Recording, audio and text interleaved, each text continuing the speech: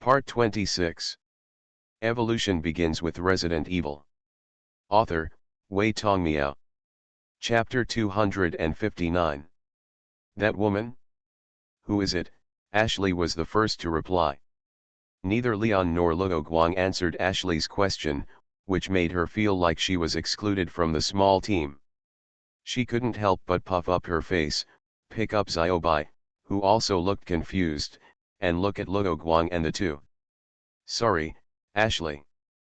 That person was suspected of being involved in the kidnapping of the president's daughter, but that person and Leon had a relationship before, so Leon felt there might be some misunderstanding. Luo Guang explained simply.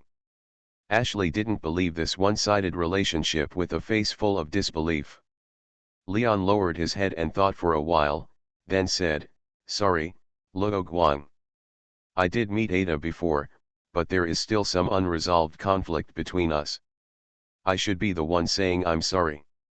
Leon, I had no choice but to do it, and the superiors started urging me." Although Simmons didn't say it explicitly, he knew that Simmons must be very anxious. No matter whether he was released or tied up later, he had to be prepared first and lay the groundwork for Simmons to see. Lion's attitude is still very important, but Luo Guang always feels that Leon is a bit ink, so he takes advantage of the rest to push him a little. I am the person who was kidnapped. You can't leave me alone and talk to yourself. And I understand, that woman is Leon's lover. Not yet. No, Leon slowed down Luo Guang, but said the word no at the same time. Ashley's spirit of gossip was aroused, and she asked happily, "Can you tell me? I am the god of love, and I have helped many classmates successfully hold hands. Ashley, I remember that your report didn't mention that you had any experience in love, and I think those men who dare to approach you will definitely be thrown into the Atlantic Ocean by your father." Luo Guang's words made Ashley's little fists come like a storm. Why is everything written in this report? Leon stood up, twisted his waist, and said to Luo Guang, "Give me some time. Then you have to hurry up. I have let her go once before, and I got the news that her purpose in coming to this place is most likely the same as when she came to Raccoon City, except that she changed from a virus to a parasite." Luo Guang's words made Leon nodded solemnly. His friend had already secretly disobeyed his superior's order once for his own sake, but he was still confused about whether Ada's identity was good or bad and could not make up his mind. Luo Guang also nodded and responded, "Okay. Let's continue setting off." "I haven't forgiven you yet," Ashley yelled, but still hugged Xiaobai and followed Luo Guang and the others. Several people moved forward, and the outer perimeter of the castle appeared in front of them.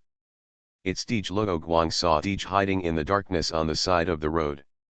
Although the Avengers all covered their faces, only Diego was wearing the purple-black clothes. Diego nodded to Luo Guang and the others, and silently led them into a fork in the road. "Just in case, we've got our weapons over here," and one more. Diego picked up a wooden-handled grenade. Leon's face froze, and he said quietly, "If you have such a good thing, take it out as soon as possible." "Sorry. The arsenal where we store these grenades and explosives has become damp due to water seepage," Diego continued. "In order to prevent you from using them and causing dumb bombs, we have been rearranging and repairing these weapons. It was not easy to rescue a batch." Luo Guang and Leon thought it was useful, and there was no need to beep more. The other party was their current supplier, and it was still free. After replenishing bullets and grenades, Luo Guang asked, "Is there anything noteworthy about the castle?" Diego nodded, indicating that he had a lot of information to share. Gregorio II, the third-generation head of the Salazar family, is known as the Count of Fortification. After ascending to the position of Earl, he fell into irrational paranoia and was unable to extricate himself.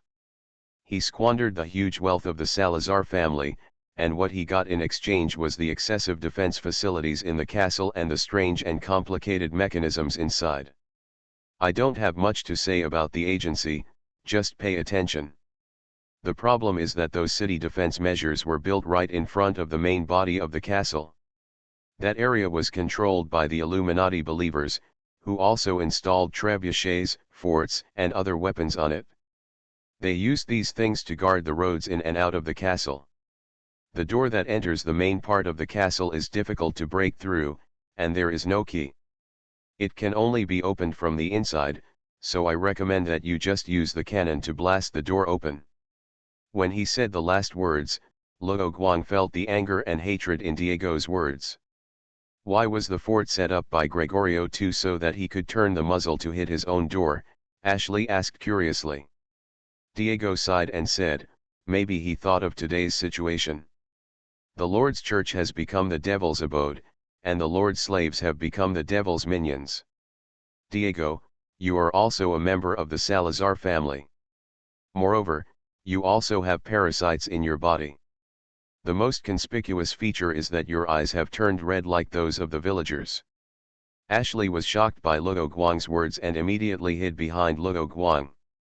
Leon also noticed the situation, but he didn't say anything because the Avengers were very friendly to him and others.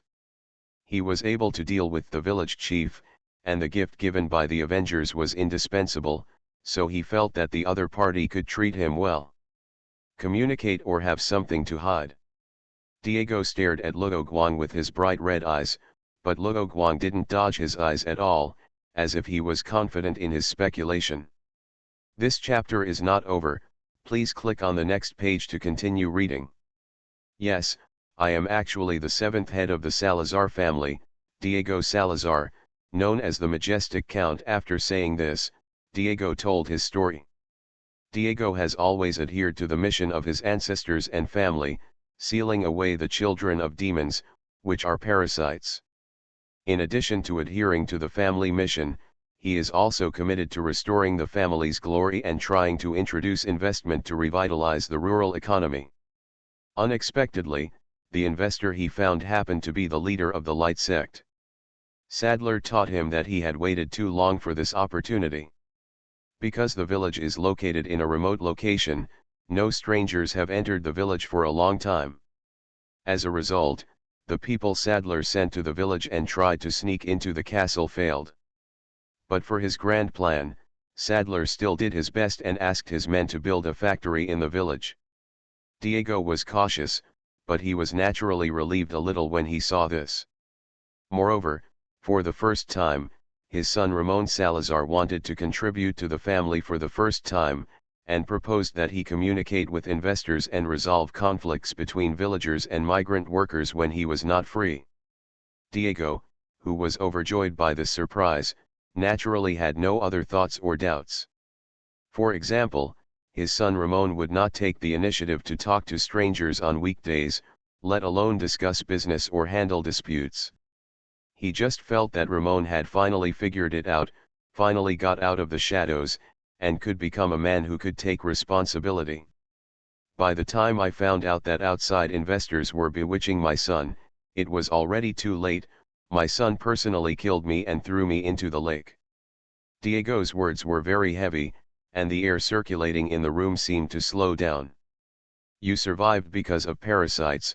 Luo Guang did not express any opinions on Diego's past. Actually, the parasite we want to seal has always been worn in the laurel wreath of each of our family heads. That stupid son didn't think that what he wanted in his heart could be obtained without kneeling down. People in the past had no way to completely eliminate the parasites, so they often drove the infected people into tunnels, burned them, and finally buried them, which was the so-called seal.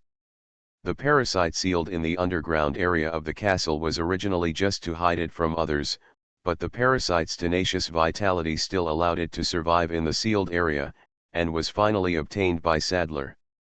The same is true for the parasite in Laurel. Why the first-generation family leader did this is difficult to understand. But after that, the family owners basically felt that the parasite in Laurel was dead. Diego had no choice but to take such a gamble and lose Laurel. Take out the parasites inside and put them in your mouth. It seems like he can't wait any longer. And you actually carry parasites with you. In this way, the sealed parasites can be better hidden. Those who seek parasites will definitely not think that those of us who hate parasites will carry parasites with us. Leon continued, so you survived after using the parasite, what about the others? They are my loyal servants, both in the past and now. After Ramon killed me, he immediately set out to clean up my forces, and then introduced the Illuminati followers into the castle. But I found them before Ramon took action, saved them. Diego clenched his fists and said, when I reconstructed the story from these people's mouths, I found that the housekeeper in charge of Ramon's daily life also betrayed me. It was he who told Ramon about the parasite. Can cure his disease. That's why you named them Avengers. Ashley poked her head out from behind Luo Guang and said. Yes, this can also cover up our other purpose, to complete the family mission and solve the parasite. Luo Guang touched his nose and asked, but you are also the host of parasites. At this time, Diego finally understood why Luo Guang wanted to bring this issue to the table. Who are you? Diego asked, hoping that the people in front of him could be trusted. We have many identities, but there is one thing that Leon and I have always done. Diego's words were actually asking Luo Guang about their purpose of coming here. What's the matter? Diego looked at the firm looks in Luo Guang and Leon's eyes, and he had the answer in his heart. Solve this damn biohazard. Luo Guang, several people and one wolf left the Avengers' small stronghold and headed towards the castle. Luo Guang, aren't you and Leon both agents sent by my father? Are you still working part-time to fight against biohazard? Although Ashley has not been exposed to his affairs, she is surrounded by agents directly under the president's command, so she still knows some non-confidential information. Actually, Leon is the one. My main task is to catch the suspect. I see. Ashley nodded, and continued, do you need me to tell you about the kidnapping? In fact, I seem to know one of the mercenaries who kidnapped me. Leon immediately asked, who is it? Do you have a name? It seems to be called Jack Clausa. Ashley said the name after recalling it for a while. Is it him? Luo Guang was a little surprised, but not much, but Leon's reaction was not small. You all know Krauser. Now it was Ashley who was surprised. Luo Guang first explained why he knew Krauser, and then asked Leon, Krauser became your instructor later? What happened next? This chapter is not over yet, please click on the next page to continue reading. I don't know the details. Leon considered what he wanted to say to prevent leaking confidential matters.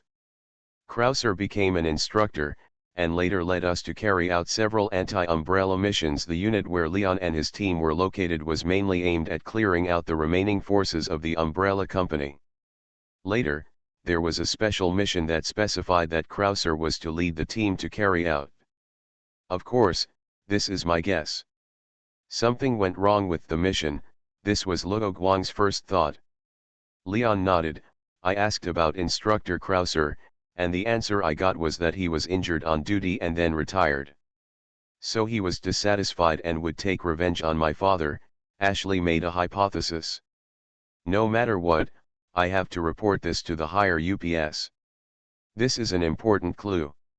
Leon shook his head to indicate that he didn't know, but he soon found that he couldn't contact Eagle's Nest. After hearing what Leon said, Luo Guang checked his satellite phone. There was still a signal, but it was a few bars weaker than before. He quickly reported the signal problem and Krauser's matter to Organization X. It seems that this castle has a signal jammer or something else. Leon gave a guess. Ashley asked, then should we go back first? Report this matter. Forget it, we don't have time. We're already at the door. Leon shook his head. Luo Guang and his team came to a suspension bridge. They really didn't see a single villager along the way. In order to prevent being separated by others, Luo Guang and his team walked onto the suspension bridge almost at the same time, but the enemy didn't seem to have this plan. Instead, they waited for Luo Guang and his team to walk across the suspension bridge before pulling it up.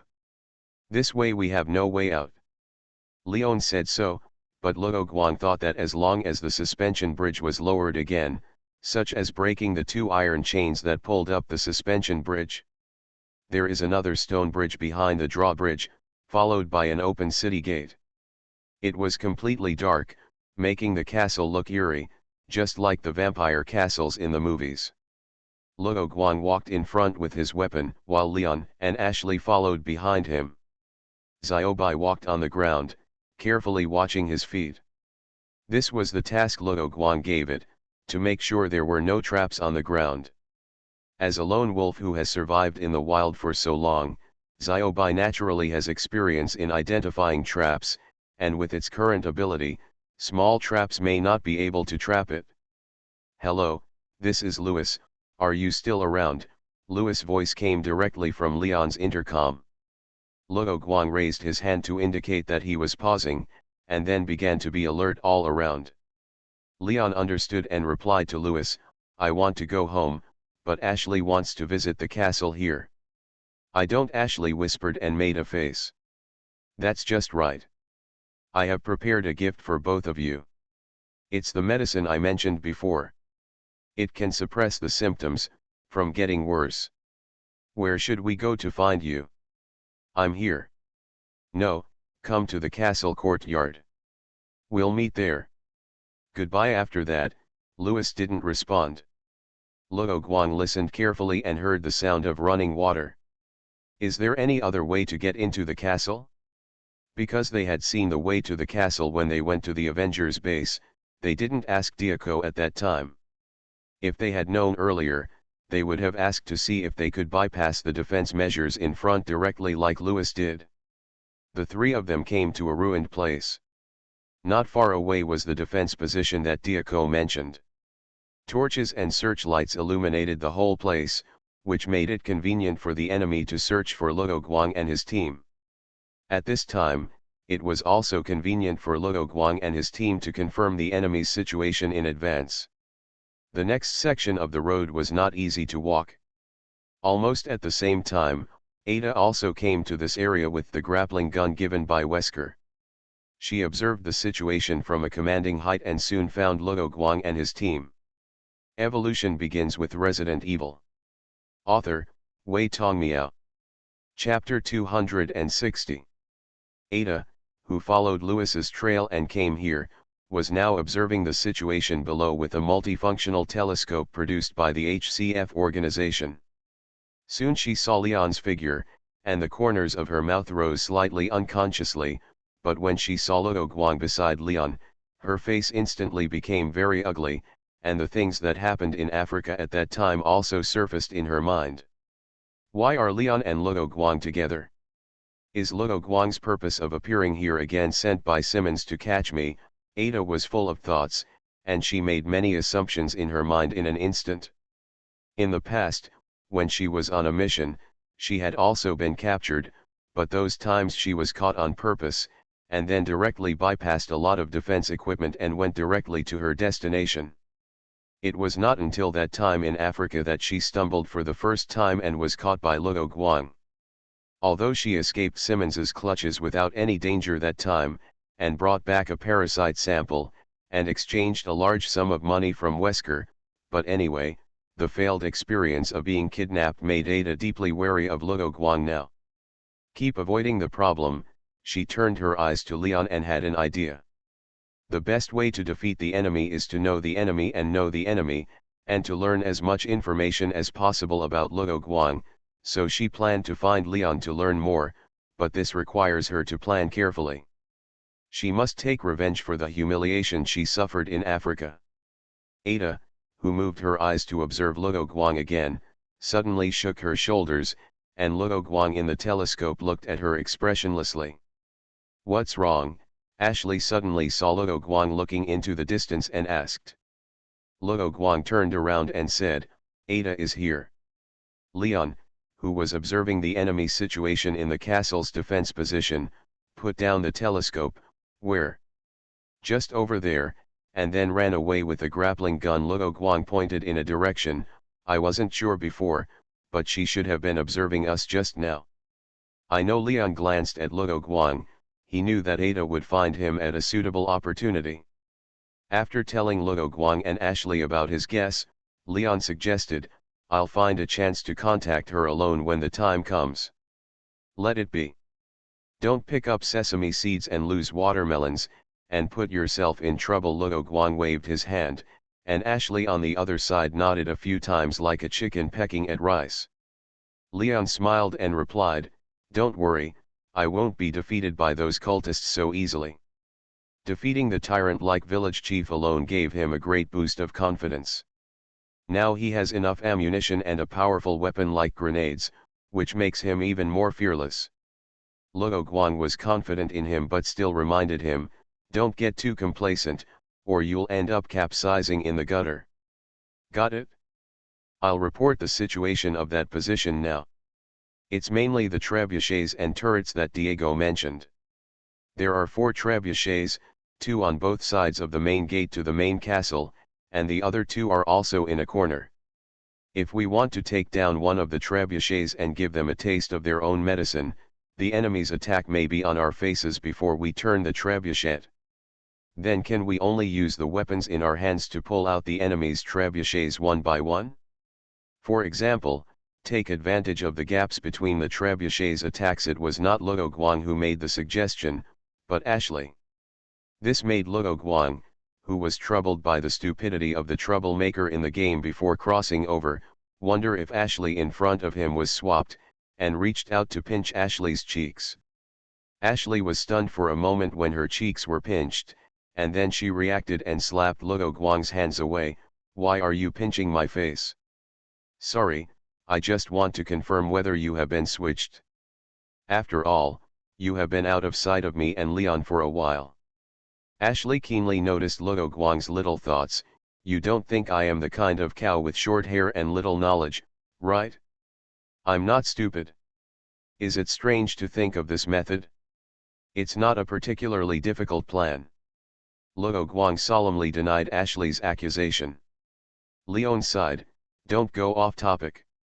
Ashley's method is indeed good, but I found a huge weakness around these catapults." "You mean those red oil barrels?" Luo Guang also saw it. "The people who control the catapults are not villagers, but cultists. In order to enhance the power of the catapults, they will pour gasoline on the thrown stones and let them burn. And in order to facilitate the pouring of oil, the cultists do not screw the lids after using the oil barrels, so that the volatile gasoline and air are mixed together." Leon nodded, indicating that he had used oil barrels to attack the village chief in the warehouse before. The oil barrels around the cultists were of the same style, and the oil inside should be relatively easy to ignite and detonate. Then you need to find a commanding height to quickly deal with those trebuchets, otherwise it will be troublesome for those trebuchets to counterattack. "You mean the highest city defense tower?" Leon confirmed. Yes. As he said that, Luo Guang took out a rope and a hook from his backpack, assembled them and handed them to Leon. "This is for you. One side of the city defense tower is in the blind spot of those trebuchets." Leon took the hook given to him by Luo Guang, understood what the other party meant, and it was time for the Springfield rifle behind him to come into play. "By the way, Leon, where is the cannon?" Ashley thought that Leon had not mentioned the cannon yet. Leon was also confused. He did not see the existence of the cannon just now. "Maybe it's inside the city defense tower that Leon is about to climb." Luo Guang visually measured the size of the city defense tower. "That's the only place where cannons can be placed." However, they looked from low to high and couldn't see if there were any cannons above. This chapter is not finished yet. Please click on the next page to continue reading the exciting content. Elimination method. I see. Like Luo Guang, Leon did not think the Avengers' information was wrong. After all, Diego was a member of the Salazar family. Leon asked, "What about you and Ashley?" "I'm going to attract the enemy's firepower." Ashley's words. "I'll protect you," Ashley interrupted Luo Guang. Her words made Luo Guang laugh. "You are betting that they will not dare to hit me with a trebuchet after seeing you?" "Indeed," Ashley has never had any villagers attack her until now. They usually rush over and pick up Ashley with empty hands like a bandit. This is too dangerous, I don't agree. Leon didn't dare to risk the mission VIP. Luo Guang didn't speak immediately, which made Leon say nervously, Luo Guang, there is no need to let her take risks. Ah, no, I just thought of a way to let Ashley show her face first and let the cultists catch her. Then I stood in the blind spot of the trebuchet and killed the chasing cultists. To put it simply, it is better to turn passive into active and let the enemy come to find you. Defense is often easier than offense, so Luo Guang has more time to watch Ashley. Leon had no objection to this, because judging from the situation of the villagers, Ashley would indeed not be attacked by the enemy. After the three people discussed the countermeasures, they officially started. Xiaobai once again took on the task of protecting Ashley's flowers and followed Ashley to the main road to the main castle. Xiaobai, should I say something? Ashley stood here and realized how stressful it was to face so many enemies. Woof, woof, woof. Xiaobai demonstrated directly, attracting the attention of the cultists to Ashley. Ashley didn't care, and started sobbing along with Xiaobai. Ouch, woo. But it was obvious that Ashley's lung capacity was not very high, so Xiaobai looked at her with contempt. Ashley didn't notice Xiaobai's contempt. She only saw the cultists putting down their weapons and running towards her. She didn't dare to ask De to stay here to lure the enemy, so she immediately turned around and ran away.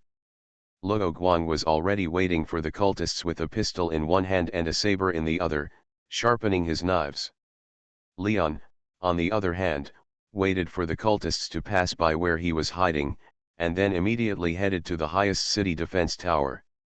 These cultists have a higher degree of integration with parasites, and their physical fitness seems to have exceeded human limits. But to Luo Guang, it is not much different. Ashley, the next scene may be a bit disgusting, you hide there, please help me watch the way back. Ashley didn't make any fuss and said she wanted to challenge herself. She backed away obediently, thinking that she would be treated like a princess again later. Leon on the other side came to the bottom of the city defense tower. Through the iron window, he saw the cannon inside, but before using this thing, he had to deal with the trebuchets first. Ashley's lure was very effective and directly attracted the enemies around two of the trebuchets, leaving the cultists on both sides of the gate still holding onto their posts. After confirming again that there were no enemies around him, Leon hooked up the rope and began to climb up. Luo Guang originally thought about making the scene less scary, but the enemy was coming at a really fast pace. Faced with this situation, single target attacks were not as useful as range attacks. The saber in his hand swept left and right, and the pistol was of little use against an enemy fighting with bare hands, so Luo Guang put it away. Within one step, the knife is fast, and the gun has to change bullets, which is too troublesome. In this case, it is better to find a way to upgrade the invisible Ronka saber in your hand so that it can fire bullets. No, I can just use the electricity control ability. I can just put an electromagnetic gun or railgun on the saber. Luo Guang whispered to himself and entered a certain mechanical working state. To put it simply, when faced with repetitive work, Luo Guang would occasionally separate his consciousness from his body movements. His hands would not stop, but in his mind already soaring in the sky. Of course, because Luo Guang's intelligence attributes have been improved, he will not cause work errors like before the time travel. Those cultists suddenly found that they did not need to be solved with one move, but the problem was that their bodies were divided into more pieces. After Luo Guang cuts off the parasites in the cultists' bodies with one blow, he usually stops and waits for the enemy to fall before the people behind him come up before swinging the knife again to save energy. But now, after finishing the enemy, Luo Guang adds a few knives, but these knives have no other practical effect except cutting the enemy into small pieces. Luo Guang, who was hiding in the blind corner of the trebuchet, kept walking forward, and finally stopped before his figure was exposed. Luo Guang came to his senses and waved the weapon in his hand. The enemy in front of him was gone. I feel a little relaxed just now, Luo Guang said to himself, but he had already thought about how to transform the invisible in his hands, and he just had to check the information and ask professionals to confirm the entire plan. Lion's side was also in place, but the problem was that Luo Guang had already eliminated all the enemies and could no longer attract the enemy's attention. This made him a little embarrassed. But it was not a big problem. Leon found a good position to ensure that he could attack the oil barrels next to the two catapults without moving. Then he put the Springfield rifle on the battlement and took a deep breath. The Springfield rifle in his hand was the same as before, without a scope. It was a challenge for Leon to use the mechanical sight alone. Not to mention the distance problem and the fact that half of the oil barrels were hidden behind the battlements. Although Leon's agent training required agents to be familiar with the use of various weapons, there would be no special intensive training for old-fashioned weapons like this. This chapter is not over yet, please click on the next page to continue reading. However, Leon was talented in using guns. The recent battles have made him completely familiar with the Springfield rifle in his hand. With a bang, Leon did not confirm the result, but turned 80 degrees directly and pulled the trigger at the oil barrel on the other side. Two fireballs appeared almost at the same time, blowing up the cultists next to the catapult.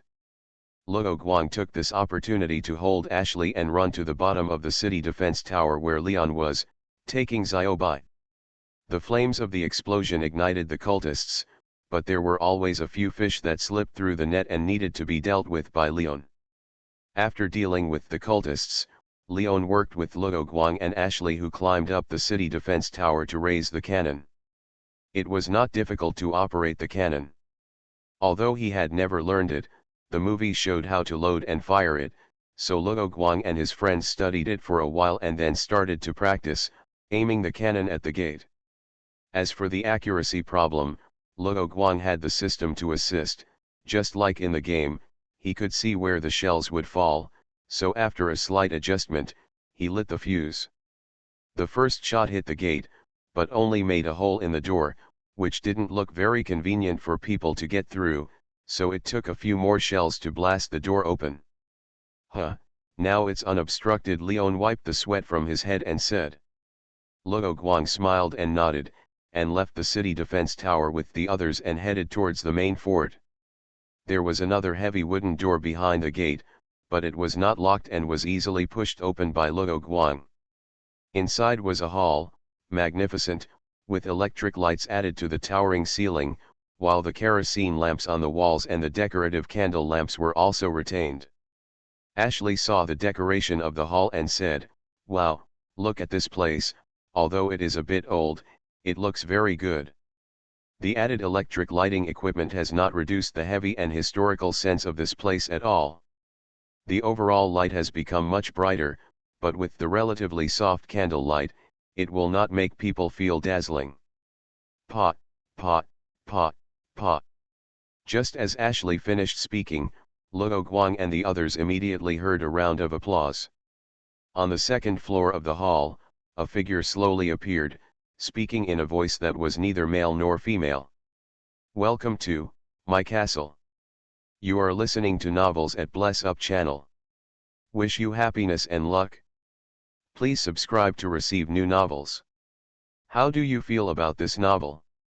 Please like and leave a comment." Evolution begins with Resident Evil. Author, Wei Tongmiao. Chapter 261. Who are you coding for? Leon raised his gun and took aim before shooting. "Be careful, Mr. Kennedy and Mr. Luo Guang over there. You don't want my men to accidentally kill the beautiful lady next to you after losing their master, right?" Following the words of the sissy little man, cultists appeared around him. There are those holding hammers and wooden shields, those holding scythes, and those holding crossbows. Since Luo Guang knew that Krause was among the people who kidnapped Ashley, it was not surprising to him that Ramon knew Leon and his own name. Seeing Leon's unwillingness, Sissy continued proudly, "I am Ramon Salazar, the owner of this castle. You can call me Ramon. Although Ramon looked confident that what he just said could calm the situation, the guardians on his left and right stretched out their hands to protect Ramon's chest from the beginning to the end. It was obvious that this guy also had parasites in his body, but he could control his eyes not to glow red. The other party's preparedness made Luo Guang feel a little bored. Searched Can on Google. Of course, he could choose to shoot Ramon in the head, even if the opponent could restore his head like the giant, it didn't matter, but it was too easy for him to solve the clown in front of him so easily. Diego specifically mentioned that he hoped to let Ramon feel the feeling of falling from heaven to hell. Just like Diego, he originally thought he could revitalize the family, but in the end, he could only watch the family come to an end with his own eyes.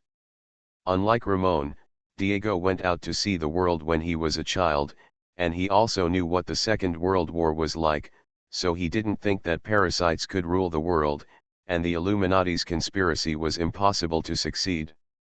So in Diego's view, the family led by Ramon will only come to an end.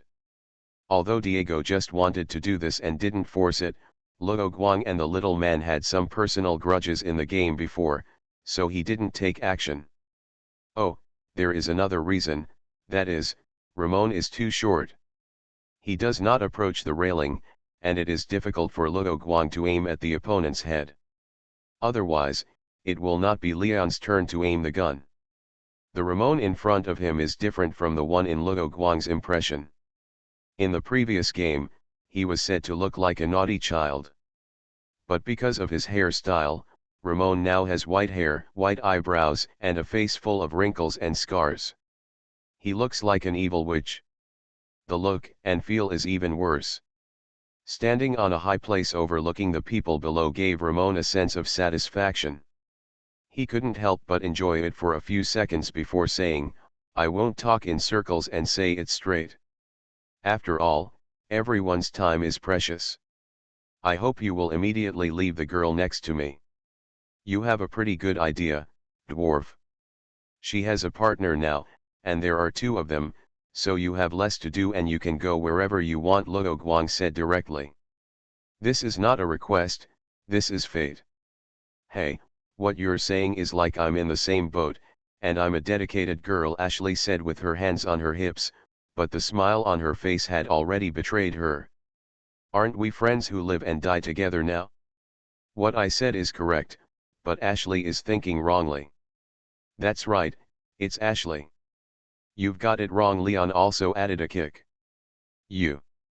Speaking of which." Luo Guang just started, but was ruthlessly interrupted. "That's enough." Ramon couldn't bear it anymore, punched the marble of the fence, and said angrily, "How dare you ignore the great Ramon Salazar? I think as a gentleman, if a lady rejects you, you should leave voluntarily and don't continue to come around shamelessly." Luo Guang despised Ramon for not understanding the spirit of a gentleman. Coupled with his previous ignorance, Ramon jumped up in anger and kept stamping his feet and waving his hands, like a child acting willfully. "Ah, I forgot that you are not a gentleman. You are the garden dwarf of this castle," a dwarf. Luo Guang's words with an apology on his face directly provoked Ramon's reaction. Ramon himself is a cruel guy. His polite words before were just a disguise, pretending to be a gentleman. Moreover, this person's city and mind are ridiculously small, and he cannot arouse the sympathy of others at all. Rude people like you don't deserve to live in Lord Sadler's new world. Does a dwarf deserve to live in the new world of Lord Sadler? What effect do you have on the Illuminati? You are wasting precious electricity, but it has no effect on this religion. You don't know anything, you know nothing, you only know how to have fun. What qualifications do you, a worm from the light sect, have to be here? I have never seen such a shameless person like you. Hey, what is this religion? When did you join the light cult?" The more Leon listened, the more he felt something was wrong and complained. "Don't call me a dwarf again." Luo Guang was very good at listening to other people's opinions and immediately changed his words, "Dwarf, dwarf, dwarf. You didn't refute what was said next, which shows that you still know yourself, so just rush to death and don't waste the food of the Guangming section. Yeah. I'm so angry. Luo Guang's words were like countless ants biting his body, making him feel uncomfortable all over. Keep the girl, and let me cut the remaining two into pieces. Little dwarf, you are too short.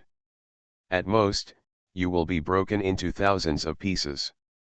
Luo Guang took out his gun and attacked the chests of those enemies with crossbows first. At the same time, he did not stop talking and continued to attack Ramon's weak and sensitive heart.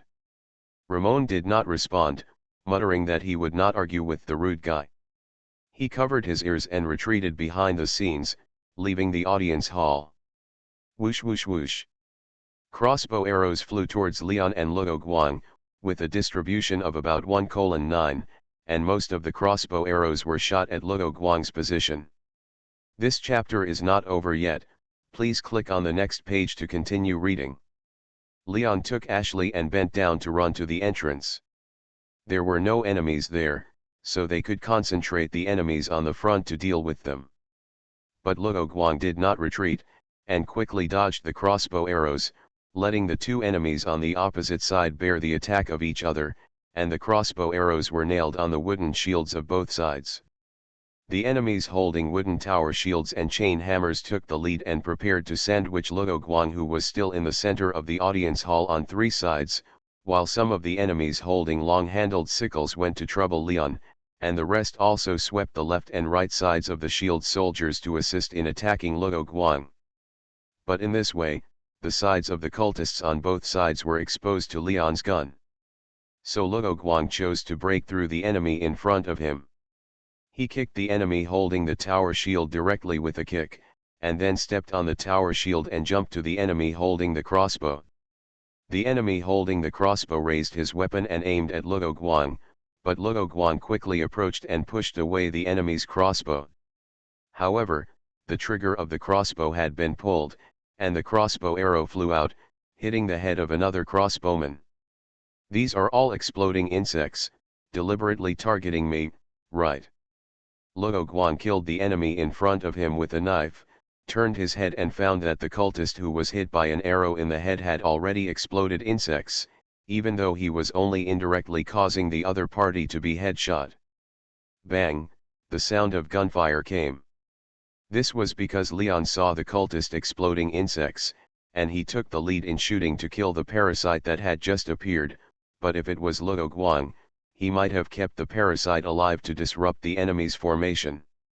These cultists were outflanking with their postures and formations, and it looked like they were really there, at least better than the unorganized and undisciplined villagers.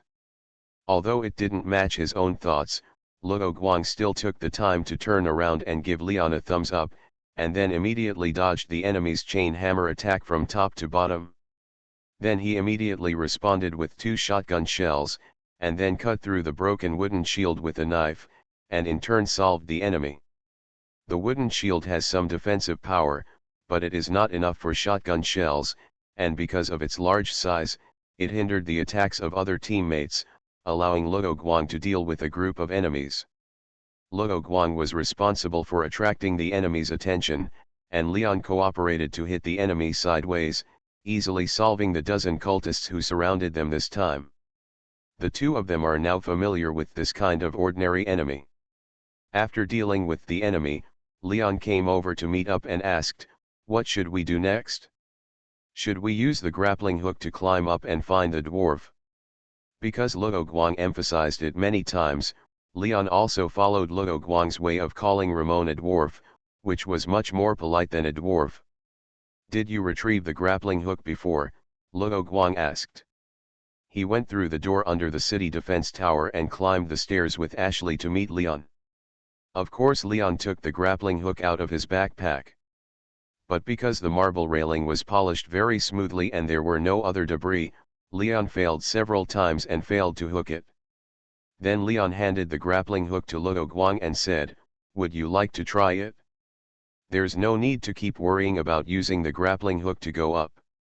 Let's see if there are other routes." Luo Guang shook his head and replied, Diego had given them a map, so Leon took out the map and looked at it. Let me see, there is a road that goes around the underground cell and goes to the storage room. After leaving the storage room, there is a place called the Holy Water Hall. Passing through there is the atrium. Let's go this way. The iron gate leading to the underground cell was also locked, but there was a hole like a vent on the top of the wall on one side, which could allow one person to pass through. It looked like the wire mesh above had fallen off, leaving such a flaw. Luo Guang stepped on the wall directly, climbed up the hole, then crawled through and opened the iron door from the inside. As they walked towards the underground cell, they smelled a bloody smell while walking on the stairs. The mixed bloody smell made Xiaobai a little uncomfortable. It was not like Luo Guang, who could adjust the olfactory sensitivity of the nose. Ashley rubbed her hands and felt that this place was a bit gloomy and scary. There were all kinds of torture instruments everywhere, and there were black and red blood stains on the torture instruments. As if this place was unworthy, there was not even a lamp or candle, so Luo Guang and the other two had to turn on the flashlight for lighting. The flashlight in Ashley's hand was the one Luo Guang had given her before, and she didn't take it back because he had a spare one. Here is a notebook. Luo Guang saw a notebook on a table covered with blood. The paper had turned yellow and was stained with blood. I was woken up by that damn sound again, scratching the stone wall with those damn nails again, mixed with curse-like groans. What happened down there before? No, I can't recall what happened at that time, otherwise I will go crazy sooner or later. In any case, I will leave tomorrow, and I don't want to take care of that damn thing and hear that damn sound anymore. It was written in Spanish, but everyone could still understand it. Ashley was studying in college in Spain, Leon was crammed to learn several foreign languages, and Luo Guang brought his own translator. What does this mean? Ashley was a little worried. Is there something scary in this place? As if to respond to Ashley, the groaning sound that sounded like a curse appeared. This sound is so strange. Did Ramon raise some animals here? Ashley shrank her neck and asked, a little scared. This chapter is not over yet, please click on the next page to continue reading. Probably Leon heard the groan, and based on his past experience, he had a guess in his mind, but he didn't say it out loud. He didn't want Ashley to lose her original innocence. Going deep into the dungeon, Luo Guang suddenly raised his palm and asked the two people and the wolf behind him to stop. At the end of the corridor on one side, against the foot of the wall, there was a guy dressed as a cultist, sitting on the ground, with his head down, and a large amount of blood on his body. Luo Guang walked over carefully, and the first thing that caught his eye was a Spanish sentence on the wall, no more light, and then he saw the keychain on his waist. Regardless of whether it was useful or not, Luo Guang picked it up first. Anyway, his backpack had become much emptier after this period of time, which made him a little uncomfortable. Did you find anything? Leon asked in a low voice. A bunch of keys, Luo Guang said, and began to walk back. As a result, the road collapsed halfway. Although it was a bit sudden, he still climbed on the edge of the cave with one hand and did not fall down. He held the keychain in his other hand, and the flashlight fell down. The horrible groan sounded again, and the sound source was very close. Luo Guang had seen the source of the sound through the flashlight below. Luo Guang, hold my hand. Leon carefully came to the edge of the cave and stretched out his hand to Luo Guang. Luo Guang threw the key to Leon and said, you go first. There is a big trouble below. I will solve it first to avoid blocking our way back. Leon nodded. He also saw the situation below. We will wait for you at the door of the dungeon. Got it, Luo Guang said, let go, and fell down. The distance of more than 2 meters was no difficulty for Luo Guang. He landed easily and picked up the flashlight. The monster was transformed by Ramon from the interrogator who had served his family for generations. Because the Saddler leader wanted to conduct a small test to see what would happen if the adult parasite was directly inserted into the human body from the back, Ramon directly selected his interrogator. A person who was very good at torturing humans was tortured by Ramon to the point of being unrecognizable. The interrogator's eyes were directly sewn up with wire, his teeth and gums were exposed, and he wore a steel anti-bite mask on his face. His front torso was protected by iron armor, and his arms were equipped with Wolverine-like claws. His hands and feet were locked because this guy had a strong desire to attack and had no ability to distinguish between friend and foe.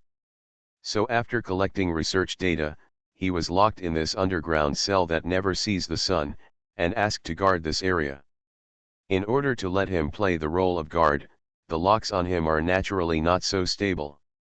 If there is no stimulation, it is fine, but if there is stimulation, this guy can easily break these rusty locks with a little force. Luo Guang held the shotgun in his hand, looked at the enemy who broke free from the restraints, and fired the first shot. Evolution begins with Resident Evil. Author, Wei Tongmiao. Chapter 262. Interrogator, Blind Man, Wolverine, these are his nicknames. As for his real name, it is unknown. However, this does not affect Luo Guang's classification of him as an enemy, even though he is a poor man who is forced to undergo parasite experiments. The interrogator who broke free from his restraints was hit back by Luo Guang's 3 consecutive shotgun attacks before he could attack Luo Guang's position, and his back was pressed back against the wall.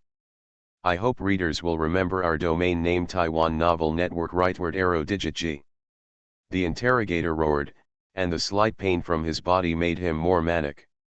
The violent factor in his body was ready to move, so he crossed his arms to protect his chest, and then he held Luo Guang's 4th shotgun and rushed to the location where the shotgun sounded. The enemy twisted his arms, the claws moved forward, and the X-shaped claws crossed to Luo Guang's position. The opponent's ability to locate by sound was very accurate in both direction and position, but Luo Guang only needed to jump back easily to avoid the enemy's attack. This was a cell, and it was not easy to display his skills, so he had to lead the enemy out, and then go around the enemy in a relatively open area to attack. Of course, it could be done directly in this cell, but Luo Guang felt that the moss on the wall was very slippery. He didn't want to slip and fall when he was flying around the enemy's back. That would be too frustrating. This interrogator obviously didn't have much IQ left, so Luo Guang didn't need to do much at all, and simply led the enemy out. When he came to the more spacious interrogation room, Luo Guang immediately hid his voice, then picked up an iron bar on the ground, threw it over the enemy's head, and fell behind the enemy. The interrogator just turned around following the sound, and a shot was fired from behind, hitting the parasite on his back. The parasite in his body was directly stuffed into his body by Sadler with an adult, and then parasitized on his spine. Afterwards, the parasite researcher used ordinary needles and thread to sew the wound on its back, and no further treatment was given afterwards. But the adult parasite could continue to grow, and soon it squeezed through the wound, revealing several tentacles waving randomly, which means that the position of the parasite is very clear, and there is no armor protection. Luo Guang also saw this situation, so he did not take out the broken wing butterfly, but directly attacked with a shotgun. The parasite was too big, and it seemed difficult to end its life by just making a hole on it. Luo Guang fired the pump-action shotgun in full automatic mode, and the remaining few shotgun shells all hit the back of the interrogator. After being attacked, the parasite directly controlled its body to turn around, but how could Luo Guang do as he wished and directly follow the opponent around?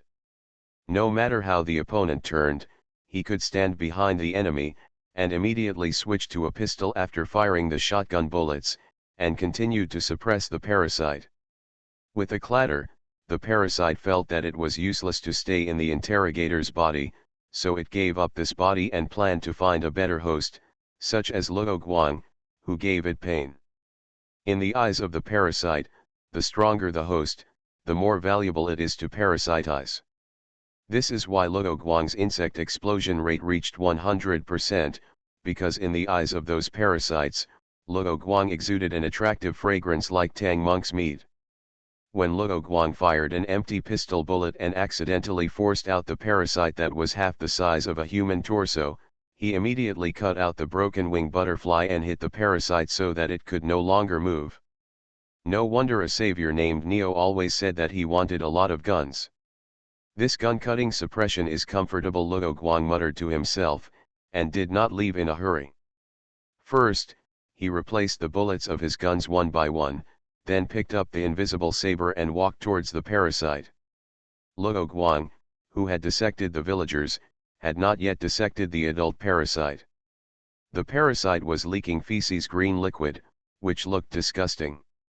Just as Luo Guang was about to bend down, he saw the center of the parasite suddenly open, and an eyeball inside was staring at Luo Guang. The tentacles that were originally limp on the ground quickly moved, stabbing Luo Guang from all directions at the same time. As long as it could parasitize Luo Guang, the serious injuries on its body could be easily repaired, and it could also obtain an excellent host. But the parasite was wrong. Its tentacles could not penetrate the hardened armor on Luo Guang's body surface at all. As for the tentacles that attacked Luo Guang's head, he cut them off directly with a knife. Luo Guang danced with the knife for a while, changed his grip from forward to reverse, and stabbed the eyeball with the knife. Now the parasite can no longer do anything. The eyeball that looks useless is the biggest weakness of the adult parasite. Although the eyeball is its biggest weakness, how could the Plaka parasite grow a useless organ after evolving to this point? The adult form of the Plaka parasite can easily survive without a host, and this eyeball is the organ that it uses to judge the quality of its prey when there is no host. Seeing the parasite straighten its body and then suddenly soften, Luo Guang breathed a sigh of relief. He did not expect the parasite to be so smart. This was the first parasite he encountered that could play dead. Fortunately, most parasites and hosts have a parasitic relationship, not a symbiotic relationship, otherwise there would be two brains in a person's body, and he would need to attack more to eliminate the roots. Thanks to what Leon discovered, now he doesn't have to hit the head and chest to eliminate an enemy. He can just solve the parasite directly and let the host fend for itself. After solving the enemy, Luo Guang found a way to leave and climbed the ladder back to the upper floor. Leon, Luo Guang shouted, and soon got a response from Leon. It seemed that the other side had not encountered any enemies. Luo Guang followed the sound of Leon's response and soon captured the tracking pheromone on the other side, and successfully found Leon. This chapter is not over yet, please click on the next page to continue reading the exciting content. It looks like there are a few more holes in your clothes. Are you not injured? Leon noticed that there were a few more small holes in Luo Guang's clothes, but Luo Guang's expression did not seem to be injured, so he asked with a little doubt. Luo Guang waved his hand and said, "I am not injured, but it is also very dangerous." The parasite actually pretended to be dead. Fortunately, I had the idea of finishing off the enemy, otherwise I almost fell into the enemy's trap. This is not good news, Leon said. Luo Guang agreed with this and said, "So, I may have to trouble Ashley to work overtime with us to see if we can solve this biochemical crisis on the way." "It's okay for me, this matter is more important." Ashley followed Luo Guang's words. Although Leon thought it would be better to let the army take over the matter, he did not object since the parasites in himself and Ashley's bodies had not been resolved yet and it was uncertain what would happen in the future. The three of them came to the exit of the underground cell and opened the door with the key that Luo Guang had taken from the corpse of the cultist. The stairs went up, and there was a utility room above, followed by a storage room. However, the storage room was only in name, and the property inside had long been squandered. Several people played a puzzle in the storage room and easily came to the door of the Holy Water Hall. However, Luo Guang thought it was more appropriate to call it the Black Water Hall than the Holy Water Hall. Pushing the door in, he saw that the liquid gushing out of the hall was all black, and he asked directly, "Leon, can you contact the Eagle's Nest? I tried it before, but it didn't work." "What's wrong?" He had already tried it while waiting for Luo Guang. "No, I just wondered if the Eagle's Nest knew there was so much oil here, would they immediately send out a large army to wipe it out, so that we could leave work early?" This joke was a bit ahead of the times for the current world, but Leon immediately understood what Luo Guang meant, and Ashley asked with a puzzled look on her face, "Huh? It's none of our business if there is oil here." Luo Guang and Leon couldn't explain too much about this, but they didn't have time to chat. "Hello, welcome to the Holy Water Hall. For guests from afar, I have carefully prepared some entertainment, I hope you have fun. There is no monitoring equipment in this castle, because it would affect the architectural style of the entire castle, so Ramon could only confirm the progress of Luo Guang and his team through the eyes of the cultists, and then prepare in advance. As for the sound coming from a thing similar to a megaphone, it can only be used to pass on messages, not to answer them." Ramon was also afraid of being angered by Luo Guang again, so he adopted this childish approach, blocking others and cursing on the street. As Ramon finished speaking, the cultists who had been hiding immediately appeared and attacked Luo Guang and his men. These entertainments did not give them any sense of surprise. Luo Guang and his men had actually discovered the ambush a long time ago. The wooden shields were so big that they were not hidden at all, and a large part of them was exposed. The enemy wanted to outflank Luo Guang and his men, force them into a corner, and then shoot the guys that the Illuminati did not need with a crossbow, but Luo Guang would not let them do as they wished, and immediately led Leon and his men out of the Holy Water Hall. There was a corner after going out, and Luo Guang planned to wait for the enemies to gather there, and then use grenades to deal with them, and also give full play to the penetration power of Lion's Springfield rifle. Those cultists chatted for a few words, and then gathered together. The front row was a row of shield soldiers with wooden tower shields, the middle row was a row of scythes or spears, and the last row was a row of crossbowmen. The whole team moved forward, but the crossbow's rays were blocked by the tall wooden shield, making it ineffective. Looking at the slowly advancing formation, Luo Guang and Leon exchanged glances, then pulled the safety of the grenade and threw it into the enemy group. The shockwave generated by the explosion of the wooden-handled grenade did not cause much damage to the enemy, but it was enough to break the enemy's formation. As for the damage caused by the fragments, although it may not hit the parasites in the cultists, Luo Guang and his team can cause enough damage to the enemy as long as they hit the internal organs of the enemy. In this regard, zombies have an advantage over these parasite hosts. It's just that the recovery power given to the host by the parasite makes the host less prone to fatal injuries than ordinary humans.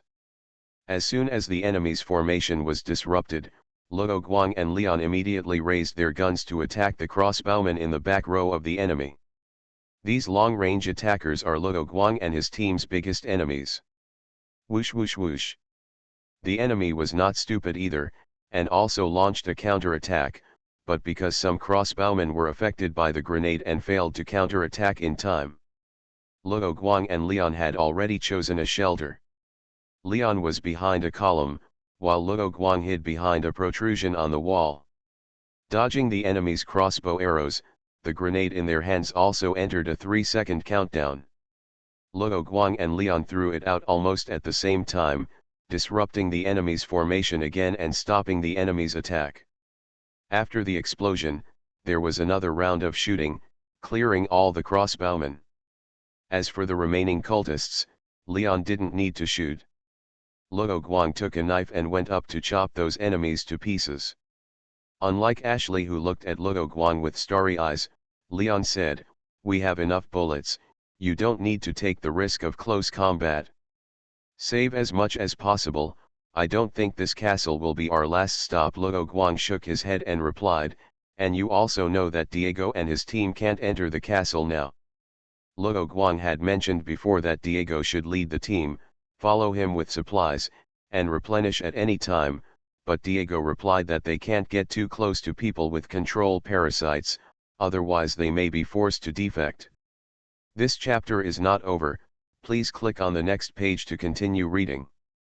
Diego is okay, but his men are not. As long as they leave Diego's shield, his men will easily be controlled by the Church of Light, and if Diego is alone, he can't carry too many things. However, Diego still marked a few dark rooms on the map given to Luo Guang, indicating that he stored some supplies there, which were originally intended to be used when the Avengers counterattacked the castle, but now it is cheap for Luo Guang and his team.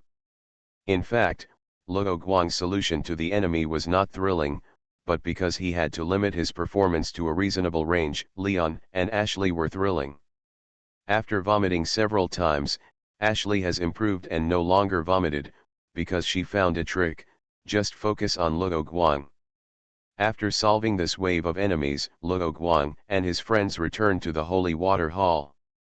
Because Ramon found that Luo Guang and his friends' fighting power was a little beyond his imagination, he promptly controlled several cultists to squat in the Holy Water Hall, waiting for Luo Guang and his friends to launch a sneak attack when they entered the door. But Luo Guang had already prepared to prevent the door from opening and killing, so that all the sneak attacks of those enemies failed. Then the cultists holding crossbows were killed one by Leon, while Luo Guang was responsible for the enemies rushing over, and he solved them easily like cutting melons and vegetables. The situation in this Holy Water Hall is not much different from the content of the game played by Luo Guang. There are also several mechanisms in this Holy Water Hall that need Luo Guang and his friends to open in order to open the road in the distance of the hall. However, unlike in the game, this mission has an additional Luo Guang, so Ashley does not need to act as a temporary worker to help Leon open the mechanism. Luo Guang climbed the wall to the second floor alone, and used the prop halo wheel he found to open the passage to leave the Holy Water Hall. Ahem. After dealing with the enemy, Leon pressed the magazine and suddenly heard a cough from Ashley. "Ashley, are you okay?" Ashley lowered her head, shook her head again, looked at her palm, and did not spit blood, but she felt a little chest tightness now. "I'm fine." When Luo Guang dealt with the interrogator before, Ashley also coughed, which made Leon very worried.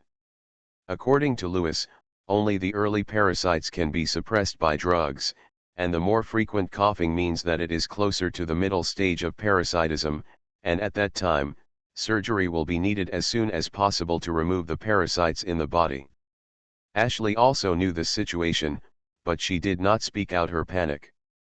She believed in Luo Guang and others and did not want to increase their pressure. If it really comes to the point where it cannot be reversed, Ashley touched the dagger at her waist and made up her mind. Evolution begins with Resident Evil. Author, Wei Tongmiao. Chapter 263. What happened? Luo Guang returned to Leon and the others and found that their faces had changed, so he asked casually. I hope readers will remember our domain name Taiwan Novel Network rightward arrow diamond suit. Luo Guang actually knew what happened, but don't forget that Xiaobai has been following Ashley. The little spy quickly told Luo Guang what had just happened using the special ability of the T Veronica virus. Nothing, let's hurry up and get on the road, Ashley said first. Leon nodded when he saw this, but didn't say anything. Since Ashley didn't want to make herself worry, Luo Guang also pretended not to know, nodded, and began to lead the way. They left the Holy Water Hall and came to a small courtyard with a big tree in the middle. It didn't look like anything special. Is this the atrium? Where's Louis? After coming out, Ashley immediately looked around, looking for Louis' figure. It shouldn't be here. Luo Guang heard the sound of running water, which was basically the same as the sound of running water in the background when Louis used the intercom to find him before. Following the sound, Luo Guang found that there was a large area next to the small courtyard, and the sound of running water came from a fountain there. The two sides were separated by an iron fence door, and Luo Guang directly climbed over the wall and opened the door. He didn't have to let Ashley climb over the wall like in the game, although the scenery there was also good. Leon passed by Luo Guang and said, Luo Guang, after this mission, please teach me how to climb over the wall when you have time. He felt that Luo Guang's trick was too practical, whether it was chasing the enemy or escaping and climbing over obstacles. Okay. Several people came to the atrium, but still didn't see Lewis. Although Lewis was a little careless, he didn't look like a person who would break his promise, otherwise he wouldn't have to contact Luo Guang and the others, and he could just run away. Leon planned to look for clues left by Lewis around, and at the same time took out the intercom to contact Lewis. Luo Guang was responsible for protecting Ashley, but he saw that Ashley started coughing again, and this time she looked even more painful. Ashley frowned, and she felt that voice appeared in her mind again. "Ashley, are you okay?" Luo Guang asked with concern. "It should be fine." Suddenly, a sharp pain came, making Ashley feel that her head was about to burst. She was holding her head with both hands, and suddenly her body softened and she was about to fall to the ground. Luo Guang was quick and caught Ashley immediately. Leon, who was looking for clues left by Lewis in the atrium, also ran over at this time. Just as he was about to ask about the situation, he saw Ashley pulled out the dagger from her waist. "Be careful of your kidneys," Leon immediately reminded Luo Guang. Luo Guang reacted immediately and pushed Ashley away. "Haha, you might as well worry about yourself, stupid lamb." Ashley, who was pushed away, was like a puppet being manipulated. She was holding a dagger and stabbed Luo Guang's neck with the weapon while talking. Luo Guang caught the dagger with his bare hands easily. Looking at the ferocious expression on Ashley's face, he soon discovered that black blood vessels appeared around Ashley's eyes, which was similar to the appearance of some villagers parasitized by the Plaka parasite. Based on the characteristics of the parasite, he immediately guessed what happened. This was the owner of the control-type Plaka parasite remotely controlling Ashley. Sadler. Ashley wanted to draw the knife, but Luo Guang held it tightly. "Haha, very smart." Ashley immediately let go of the dagger and ran to one side.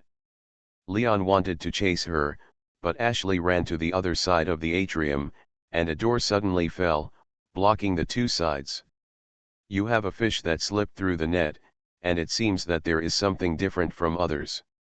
Ashley's words were unclear, but Luo Guang understood what the other party meant, but Sadler would not stay anyway, so it didn't matter. Ashley, who was controlled, wanted to say something, but suddenly made a painful sound and covered her head. Luo Guang guessed that the time was up. According to the current situation of the Plaka parasite in Ashley's body, she could only be controlled for 1 or 2 minutes. The pain in her head faded, and Ashley suddenly recovered. She took over her body again and didn't react for a while, and fell to the ground. Although she was controlled just now, she was still conscious and could clearly know and remember what happened. Looking at the sharp blade still in Luo Guang's hand, tears rolled in Ashley's eyes. "Ashley." Lion's words woke up Ashley, who was still in confusion. She looked up at Luo Guang, then looked down at her hands. Thinking of the fact that she attacked Luo Guang with a knife, the strength that had been built up in her heart collapsed instantly. Ashley, who couldn't accept it for a while, covered her face, got up and ran away. "Damn it," Leon called Ashley several times and watched Ashley run away. He was powerless at this time. He could only quickly take out his grappling hook and climb over the wall, hoping to catch up with Ashley. After being attacked by Ashley, Luo Guang did not say anything and did not chase after her. He was not stunned, but he just caught a trace when Sadler controlled Ashley. If he could decipher the other party's control ability, he could naturally prevent Ashley from being controlled again, and at the same time destroy the communication network between the enemy parasites or monitor the enemy's information, just like the previous espionage war. As for the possibility of being manipulated by the enemy in turn, it is basically zero, so Luo Guang will ignore this for the time being. The attribute of will has always been the most special attribute of the system's digitization. Although he has never encountered anything like mind control, Luo Guang's enemies have experienced it. People with higher willpower are often more difficult to control or more likely to recover. Therefore, Luo Guang usually uses his control ability. They will not choose the low-tech method of forced control, but will cooperate with pheromones or psychological techniques. Borrowing Ashley's dagger, Luo Guang used it as a fulcrum to climb over the wall, much faster than Leon, who was still using his hook to hook things. "Leon, I'm going to chase Ashley first. You can help me keep an eye on Xiaobai." Leon had no objection to Luo Guang's words when he landed on the other side. Although the hook was convenient, it would take a long time to get over. There was no need to make Luo Guang wait. Looking at Luo Guang running away, Leon swung his claws, looked at the cute Xiaobai at his feet, and said with joy, "It seems that you are the only one accompanying me now. The situation just now can be said to be unsolvable. If Ashley holds the dagger directly to her neck, then he and Luo Guang will be helpless. As Ashley is a VIP, they cannot hurt her in the slightest. What would he do if he encountered this situation again in the future?" All these questions must be answered by contacting Lewis, but he didn't contact him just now, and something happened on Ashley's side. Thinking about this problem, Leon finally caught the hook and pulled hard. After confirming that there was no problem, he started to climb up. As for Xiaobai, he planned to make a slip knot, and then he would let Xiaobai get into it and then pull it up. Regarding the question of whether Xiaobai would cooperate, Leon had seen Luo Guang give many orders to it, and he had followed him and others without running around before, so he thought it should be possible. If Xiaobai doesn't obey the order, there's nothing he can do about it. The mission is his top priority, and he can only say sorry to Luo Guang when the time comes. But before his plan could be implemented, when Leon was halfway up, the cultists seized the opportunity to attack. If Xiaobai hadn't barked a few times, he wouldn't have noticed any cultists appearing in the direction they came from. Without hesitation, Leon immediately gave up climbing and descended to the ground. While avoiding the enemy's crossbows, he immediately drew his gun and fired back. Without Luo Guang, a close guard to block the enemy, it would be a little difficult for Leon to face him alone, requiring more running. However, Xiaobai played an important role at this time, taking down the enemies that were approaching quickly and that Leon had no time to deal with. Bump away. Although it is shocking, it is better than using its big dog head to bite the enemy, and it does not reveal its specialness. Xiaobai thought so, and the collision became even more cheerful. He had already thought about doing it, in order to deal with the bad guys who killed his mother. With Xiaobai's cooperation, Leon was able to deal with it much more easily. In the end, he still succeeded in killing all the cultists without any injuries. However, his magazine was quite empty and he needed to reload. And, Leon turned around and looked at the position of the hook, which had been burned to pieces. The crossbowman who appeared this time used a flaming crossbow arrow. When it hit the wall, it directly ignited the plants on the wall and burned the ropes hanging on it. I apologized to Luo Guang in my heart, and Leon had no choice but to find another way. Although the map of the castle was with Luo Guang, Leon still remembered the general idea and knew that there was a way to go around to the other side, so he had no reason to hesitate and set off directly. On the other side, after Luo Guang climbed over the wall, he immediately followed the tracking pheromone to find Ashley. Ashley didn't go far.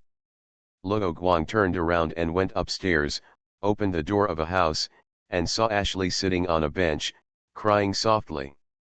The crying figure with his back turned to him reminded Luo Guang of the specially infected witch in the game Left 4 Survival, and he thought that he might be able to make a zombie game. There are so many biohazards happening in the world, so I don't have to worry about losing popularity, and I can probably make some money. Luo Guang, who still had some time left in his heart, let out some footsteps, attracting the attention of Ashley, who was crying. With a sad face, she turned around and saw Luo Guang walking in her direction. "Don't come over." Ashley's voice was still crying, and then she turned her head, jumped up like a frightened little rabbit, and stepped back away from Luo Guang. "I'm afraid I will hurt you again." Luo Guang raised his palms and replied with a smile, "What did you hurt me for?" Ashley looked up at Luo Guang's palm. There was no blood on it, only a scratch on the glove. With the dagger and Ashley's strength, there was no way he could cut through his tactical gloves made of hardened armor. If Ashley's knife hadn't been aimed at his neck, he wouldn't have bothered to raise his hand to hold it. But I am afraid that something like that will happen again. I am no longer myself, but someone else or something. If another bad person wants to control my body and really does something irreparable, I should. The fear on Ashley's face was unreserved. She wanted to be strong in this kidnapping and not hold her back, but suddenly she had to face the situation again. She no longer knew what to do. She is not stupid. The enemy can control her once and there will be a second time. She is like a time bomb now, which may injure or even destroy the people around her at any time. Along the way, Luo Guang, Leon, and Xiao Bai have become her friends. Luo Guang understands Ashley's predicament. She can't get out of it by herself now. She needs help. If Luo Guang didn't have a girlfriend, he would just hug her, stroke her hair, and comfort her, but he couldn't do that now. If he accidentally gained her favor, he would be in trouble. This chapter is not over, please click on the next page to continue reading. I understand your worries. As soon as Luo Guang said this, Ashley immediately retorted, "You don't understand. There are no parasites in your body. You don't understand the feeling of not being able to control your body." Looking at Luo Guang with a calm face, Ashley noticed a hint of sadness in the other person's eyes and knew that she had said the wrong thing. "Ashley, I really don't understand how you feel being manipulated. But I understand the fear and powerlessness in your heart. When I desperately escaped from Raccoon City, I also felt scared and worried. Later I participated in during the biohazard incident on Benoi Island. I was equally helpless in the face of those people who died tragically, and I even helped them out with my own hands in the end." Luo Guang continued, "Wouldn't I be afraid when facing hordes of zombies? Wouldn't I also hate my own powerlessness when I see those who can't be saved?" As he spoke, he walked up to Ashley and stood right in front of her, but leaving a distance between them as a buffer. What he needs now is to appease Ashley's mood, rather than forcing Ashley to become strong immediately.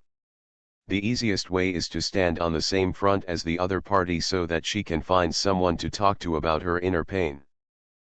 Although the situation is different from her own, Ashley understands or has never thought about such a thing until now. Luo Guang has also gone through a lot of things to get to where he is today. She has grown up under the care of her father. She has not experienced many hardships. Is she really qualified to compete with Luo Guang or Leon? There is nothing wrong with fear in itself, but the best way to eliminate fear is to face it. If we want to move forward, we cannot escape. Neither I nor Leon will accompany you to face it. Seeing Ashley after regaining his composure a little, Luo Guang took advantage of the victory to pursue the victory and pulled Leon along. "But I don't know if I can." "You can do it. If you feel like you can't hold on, you can rely on us. There's no need to carry it alone."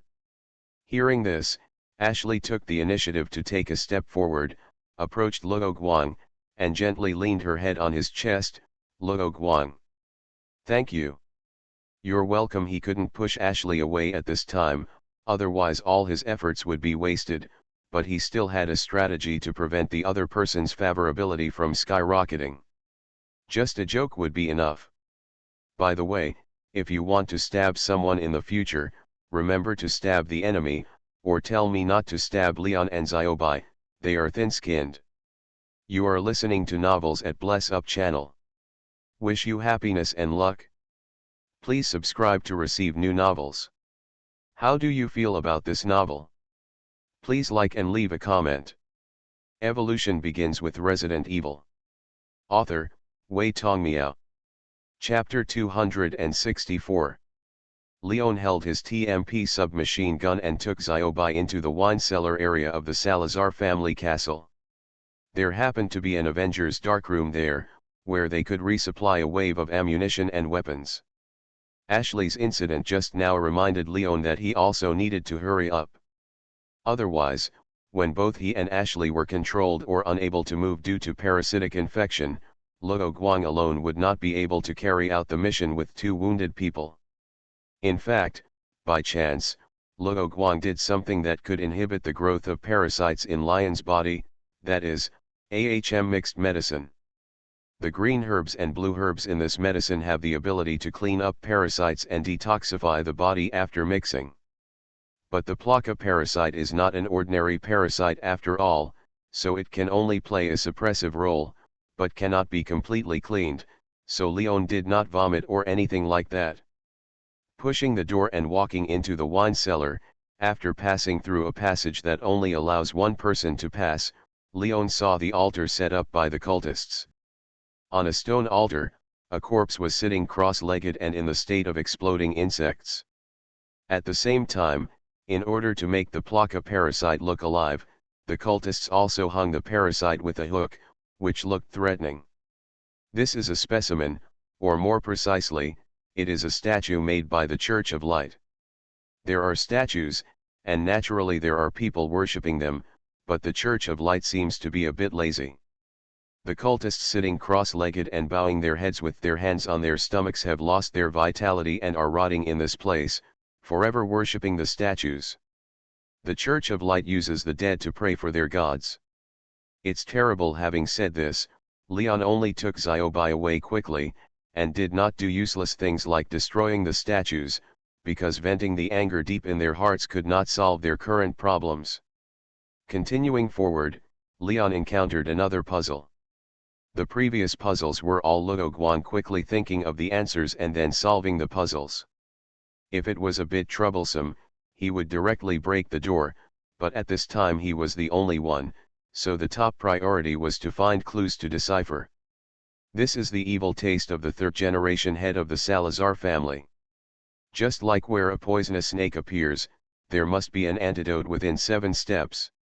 The 3rd-generation head of the family who set up the mechanism will also give puzzles nearby, as if to invite others to solve the puzzle. An iron gate blocked Leon's way. There was a statue on each side.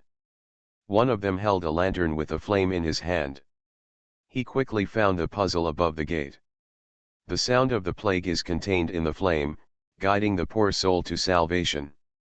Offering the crimson flame to meet its position, enlightenment will come, and the road will be opened. According to the decryption ideas demonstrated by Luo Guang before, Leon first eliminated the useless information in the puzzle and said to himself, that means we have to find the lanterns on both sides. One of them is already there, so where is the other one? Just as Leon was about to walk around to find the lantern, a sound of opening a door and footsteps came from the room on the other side. He immediately squatted down, lifted the curtain, sneaked into the area over there, confirmed the enemy's situation, and those cultists appeared in Leon's field of vision. One of the cultists wore a goat skull, a red robe, and a long stick in his hand. At the top of the stick in his hand, hung the lantern he was looking for. This was a cultist appointed as a bishop by the Sadler cult. This position was not based on a person's character and ability, but on the degree of matching between him and the parasites in his body.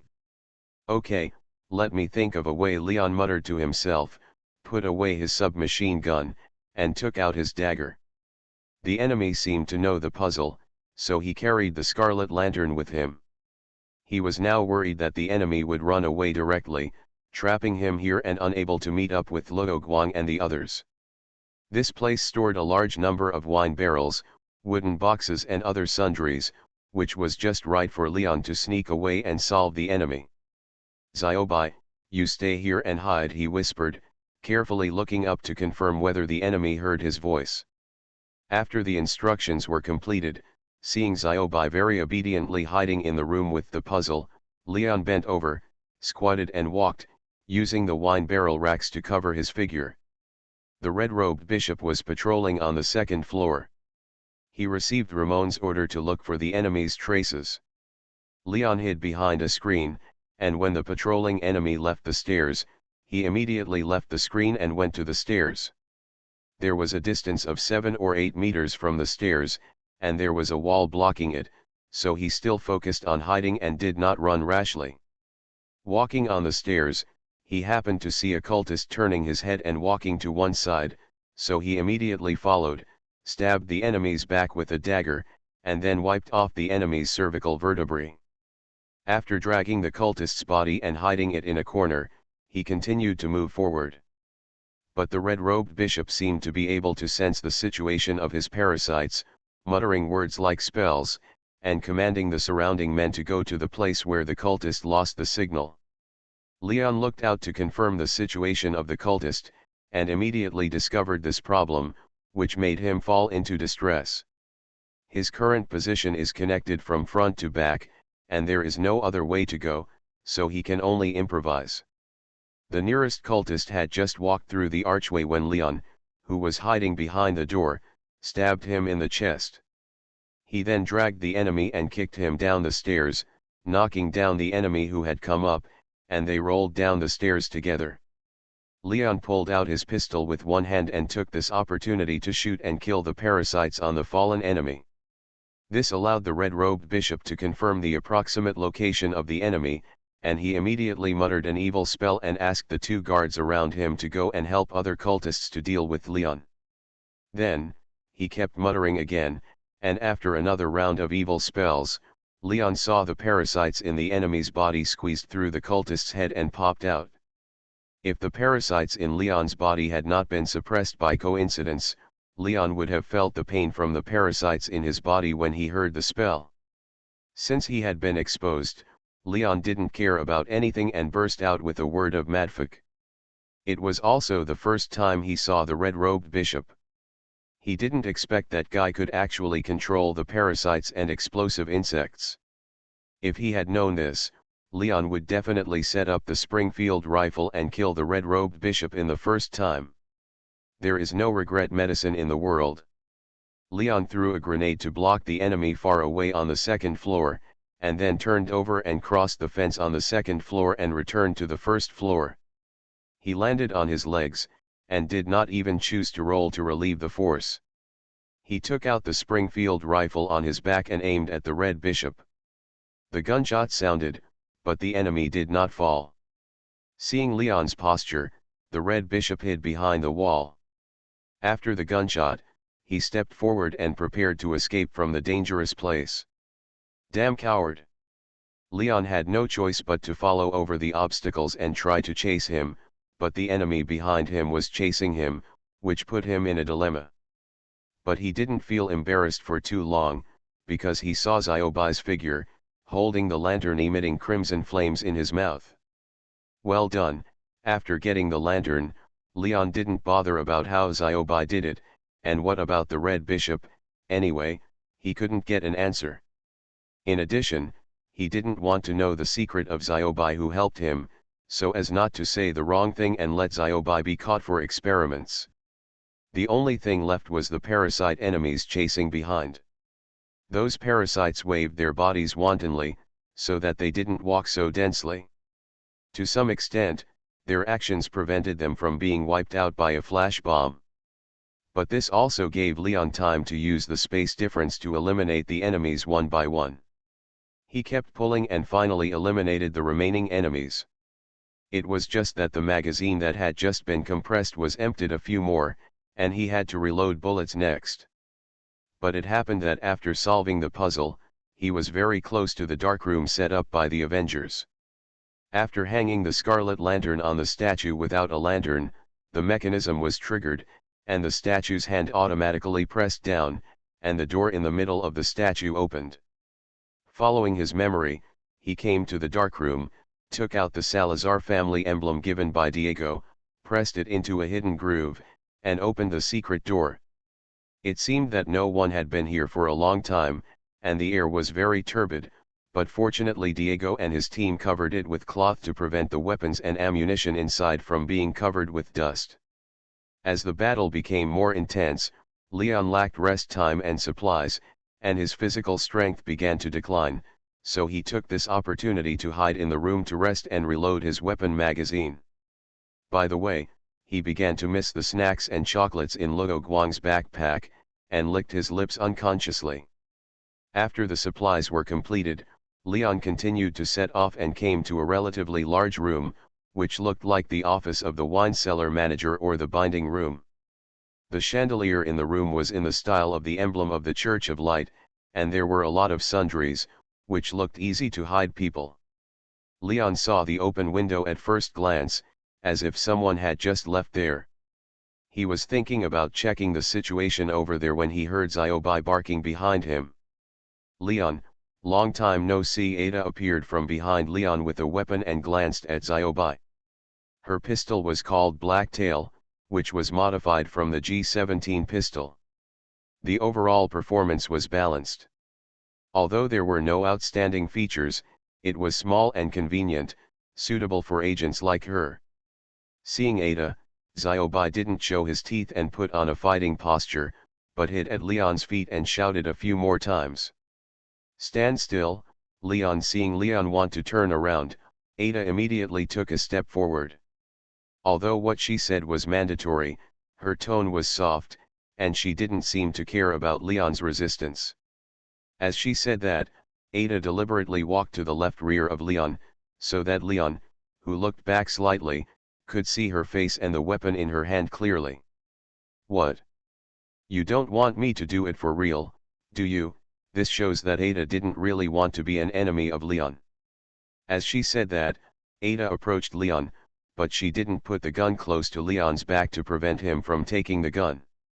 Hearing the other party's words, Leon turned his head obediently, let go of the TMP submachine gun in his hand, and let the gun fall to the ground. "Why can't you greet me properly like before, Ada?" Ada's actions and words made his words carry a bit of resentment. "Unpredictable women can fascinate men, Leon. And you don't seem surprised that I came to you directly." As Ada was talking, Leon's right foot gently pressed back, with the purpose of moving his body back and using his back to sense the position of Ada's weapon. "It seemed that it was no different when you were in Raccoon City. I'm going to be sad when you say that. Weren't you worried about me being alone at that time, and then you chased after me?" Speaking of Raccoon City, Ada couldn't help but recall what happened at that time. Leon seized the moment when the other party was distracted, turned around quickly, and at the same time raised his right arm to block, and used his forearm to push Ada's gun hand away, so that she couldn't aim at him, temporarily eliminating the threat of the gun. This chapter is not over yet. Please click on the next page to continue reading the exciting content.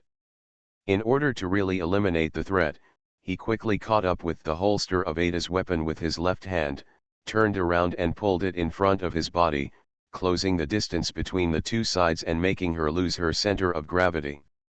At the same time, Leon drew his knife out of the sheath with his right hand, and his left hand held the other party's gun and drew a half arc before letting go, so that Ada couldn't aim at him with the gun at the first time, and his right hand immediately followed up with a blow and slash.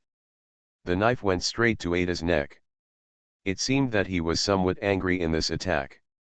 In fact, this was just a conditioned reflex acquired through long-term training. He reacted in the instant of swinging it out, and slightly retracted his strength, which slowed down the attack speed of this move. Ada leaned back to avoid this fatal blow, but Leon did not intend to give up his advantage. He took a backhand knife while stepping forward, but Ada dodged it again by bending over. The following stab was again avoided by Ada sideways, and she immediately grabbed Leon's knife-holding arm with her left hand. At this time, her right hand holding the gun was free, and she could aim at Leon with the gun at any time to counterattack. But even though Leon's attack was very fierce, Ada did not fire back, but chose to kick high, but was intercepted by Leon in the middle and grabbed her ankle. At this time, if Leon swept his leg, he could knock Ada to the ground, but the scene of such a meeting would be a bit embarrassing. Besides, he could see that Ada didn't really want to kill. The gunman didn't move after being released. To some extent, Ada let one hand fight. In a tit-for-tat, Leon exerted force with both shoulders, pressed down Ada's legs with his left hand, and broke free of the opponent's grasp with his right hand to withdraw his knife. Ada took advantage of the force and turned around to hold the gun, trying to threaten Leon again not to make trouble, but Leon chose to continue to hold with his left hand. Unlike before, when he held the holster of the weapon, this time he directly locked Ada's wrist and broke the opponent's gunman's hand, so that he couldn't aim at himself. Before Ada had time to respond, Leon had already come close to her and locked her throat with a knife. "Remember to use a knife next time. It's more useful in close combat." Leon said this when Krauser taught him before. Being held at the throat by Leon, Ada showed a hint of surprise at first. The rookie police officer of that year now has skills that are not inferior to his own. Then she showed a satisfied smile and quickly regained her composure. But Leon didn't notice all this. "You are quite skilled. Your movements are smooth and not as clumsy as before," Ada praised, seeming to miss the clumsy boy in the past. Leon directly changed the topic and asked, like before, "Who are you working for this time, risking your life to get the parasite sample?" Ada was secretly happy that Leon was worried about her, but her expression was embarrassed. "You know it's useless to ask." That's right, Leon knew that he would definitely not get an answer to this question, so he didn't ask any more questions and directly let go of Ada. Evolution begins with Resident Evil. Author, Wei Tongmiao. Chapter 265. The fight between Leon and Ada was to some extent a way of flirting between them, and all of this was seen by Xiaobai. This is Xiaobai hiding aside to watch the show immediately after they started fighting, saying nothing, gradually weakening his sense of existence, just like hiding in order to catch prey in the forest. Because after Luo Guan climbed over the wall, in addition to asking Leon to take care of Xiaobai, he also assigned two tasks to Xiaobai. The first is to secretly protect Leon's safety, and the second is to monitor the situation after the meeting between him and Ada, and then report the truth to him. It's not that he can't trust Leon, but that Luo Guan can't trust Ada. From Leon's point of view, Xiaobai is a smarter and somewhat special wolf. From Ada's point of view, Xiaobai is just a follower that Leon picked up in this place and didn't pay much attention to it. Of course, no one would suspect that a wolf dog is actually a spy sent by someone with intentions. Although the warning just now was delayed, it was because Ada had made preparations in advance after seeing Xiaobai's presence and covered up her smell. Later, when she moved, she immediately aroused Xiaobai's alert. For Ada, this was already very good, just right for Leon, who was a little careless about the future, so she gave Xiaobai a look. Leon put away the fighting dagger and was about to pick up the TMP submachine gun he threw on the ground when he heard Ada say for no reason, "Leave her alone." It sounded a little jealous. Leon, who had only worked hard for her before, now worked hard for another woman, which made her feel a little uncomfortable. Leon stopped picking up the gun, but he did not acknowledge Ashley's existence. "That girl is hopeless." Her words seemed to be a death sentence for Ashley, sounding cold and callous. She saw the scene of Ashley being controlled from a distance, and based on the fact that she took parasite inhibitory medicine from Lewis, she could easily deduce that Ashley was infected with parasites. According to the Plaka parasite research information given by Lewis, Ashley has almost entered the middle stage of infection. Leon asked back a little angrily, "What exactly do you want to say? You leave here now, pretend to be lost or trapped by the enemy, and no one will know. Maybe you can still live to see me again." As she spoke, Ada walked towards the open window. Said in a cold yet charming tone, "After that, I may say hello in the way you like." Leon frowned and looked at Ada's movements and said, "Do you think I would give up so easily? Give up on saving people?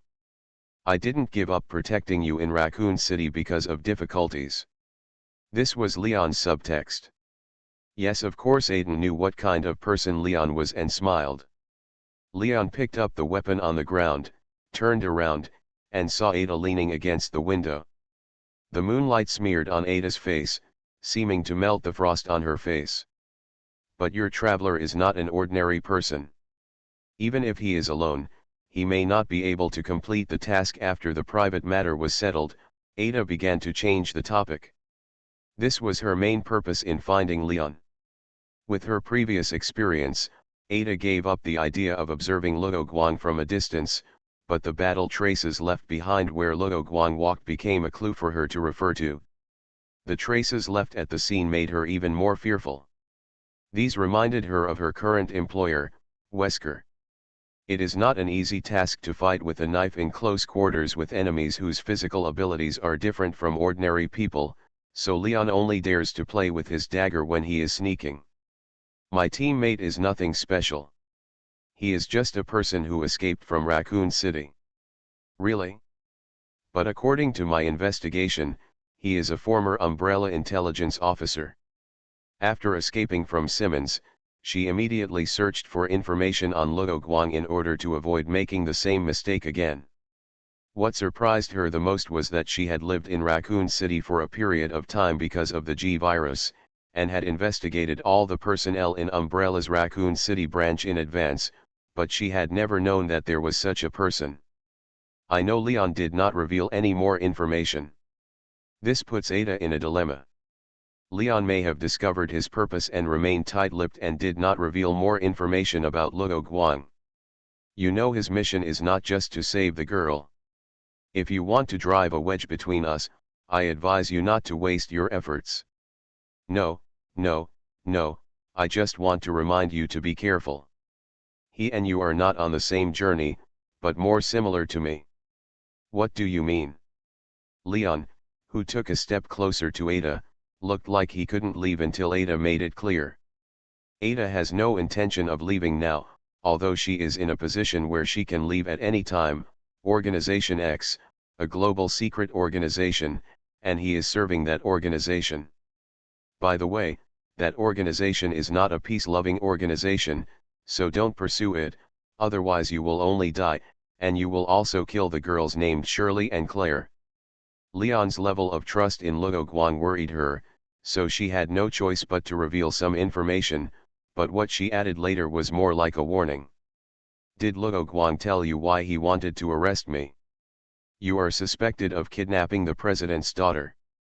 Luo Guang was not a direct agent of the president, but he joined in midway. It did make Leon suspect that he had other backgrounds, but his seniors, Chris and others, trusted Luo Guang very much. STARS members are also members of the Raccoon City Police Department, so Chris and the others are considered Leon's seniors in a sense. Actually, he wanted to kidnap me back to satisfy someone's selfish motives and make me his wife. Leon was silent for a moment, because he couldn't confirm whether Ada's words were true or false, and the other party's words sounded a bit ridiculous. Ada saw the fluctuations in Leon's heart, and knew that she had planted a nail in Leon's heart. Then she took the opportunity to make her request, "Help me, I don't want to become someone's private property, that's all." She didn't say Simmons' name to protect Leon. "How do you need me to help you?" "It's very simple. When he catches him, just cause some trouble, and then I will take the opportunity to escape. This way it will be easy for everyone to explain." Ada did the next best thing and did not ask Leon to provide information about Luo Guang, but she also didn't explain the words clearly in detail. The other party didn't say it in detail enough, which doesn't mean that Leon didn't know the loopholes in his words. If that organization. Although Luo Guang said that he had a solution, Leon couldn't put Luo Guang in danger just because of this. "What about my reward? What do you want?" "Me. Who are you working for this time?" Leon asked the previous question again. Since the other party wanted something from him, he had to get some benefits, but he couldn't be used in vain like before. Ada weighed the interests, and then thought about whether it was true or false, so she did not answer immediately. In the end, she did not choose to tell her employer. This was her professional ethics, but she also did not choose to tell lies. This was her apology for deceiving Leon before. "Okay. How about we discuss these issues next time? She couldn't get what she wanted if she continued talking, so she was ready to stop there and leave. Leon said quickly, "Wait. Is there anything else you can do?" "Leon. Can I still trust you?"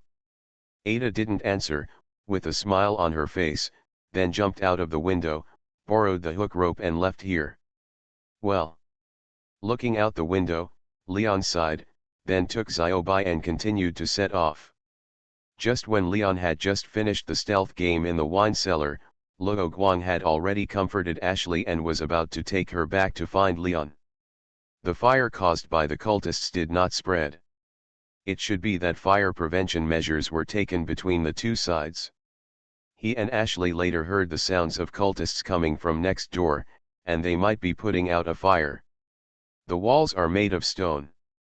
As long as you clean up the plants on the surrounding walls that have not been ignited and water them, the fire can be extinguished easily. On the other hand, this movement also means that Leon is no longer next door.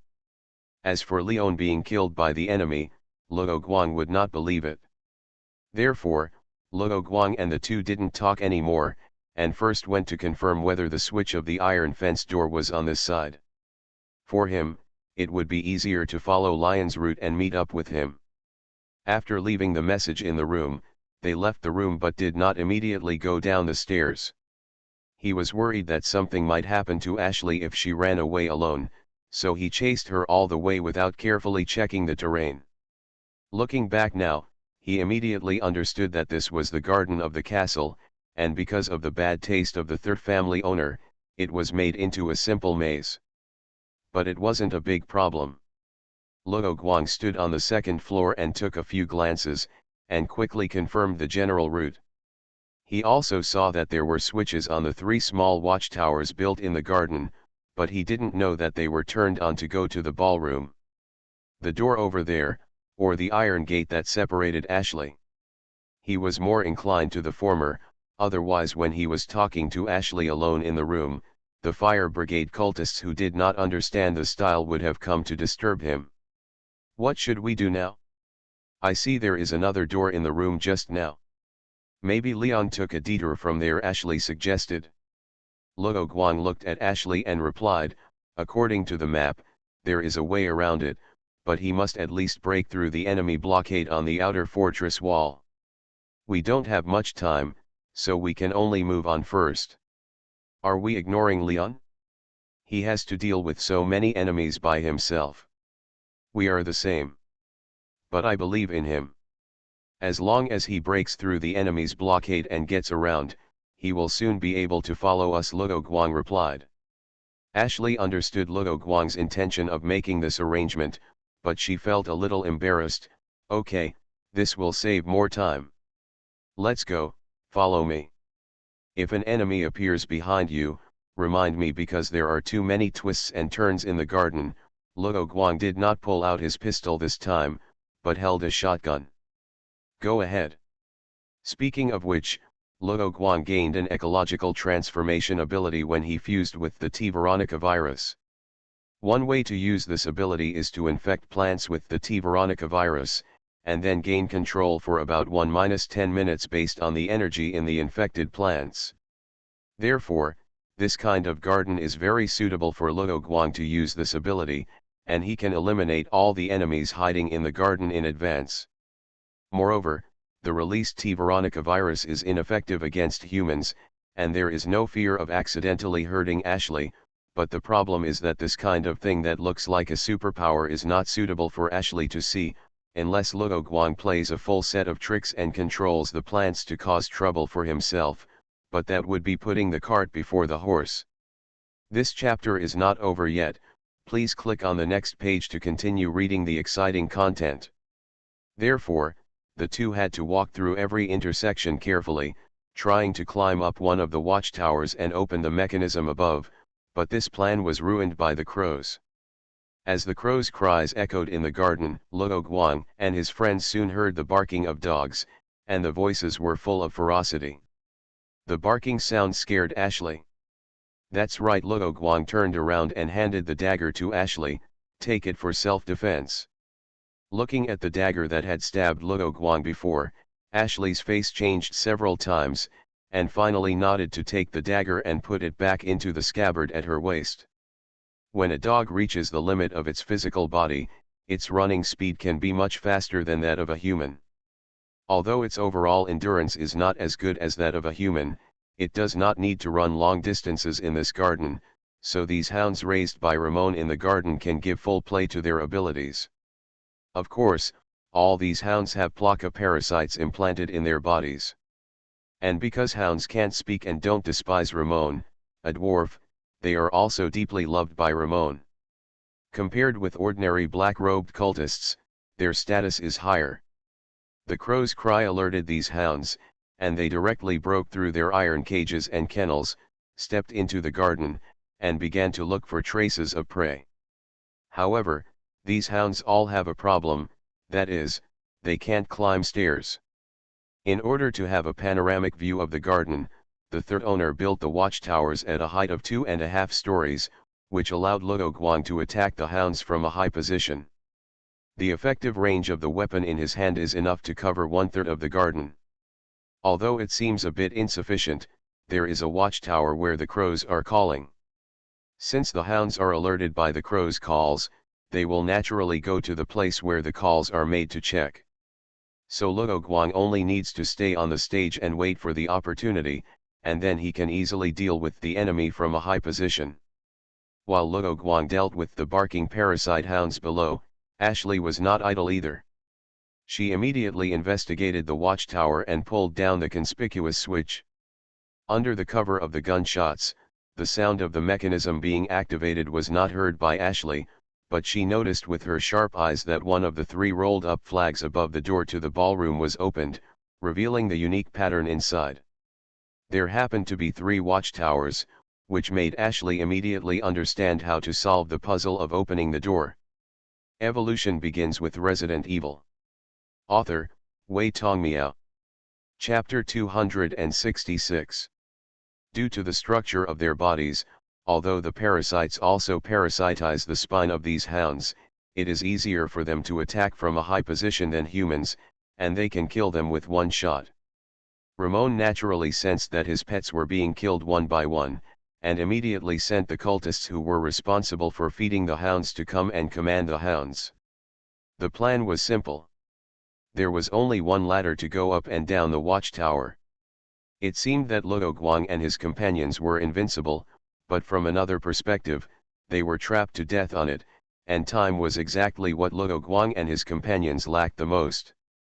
So when the dog-watching cultists came, they immediately commanded the remaining hounds to leave the watchtower and ambush in other parts of the garden.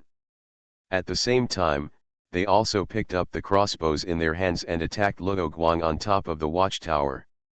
The opponent's strategy looked very good, but since the opponent wanted to kill Luo Guang also had the ability to kill them in return. Guns were always better than crossbows.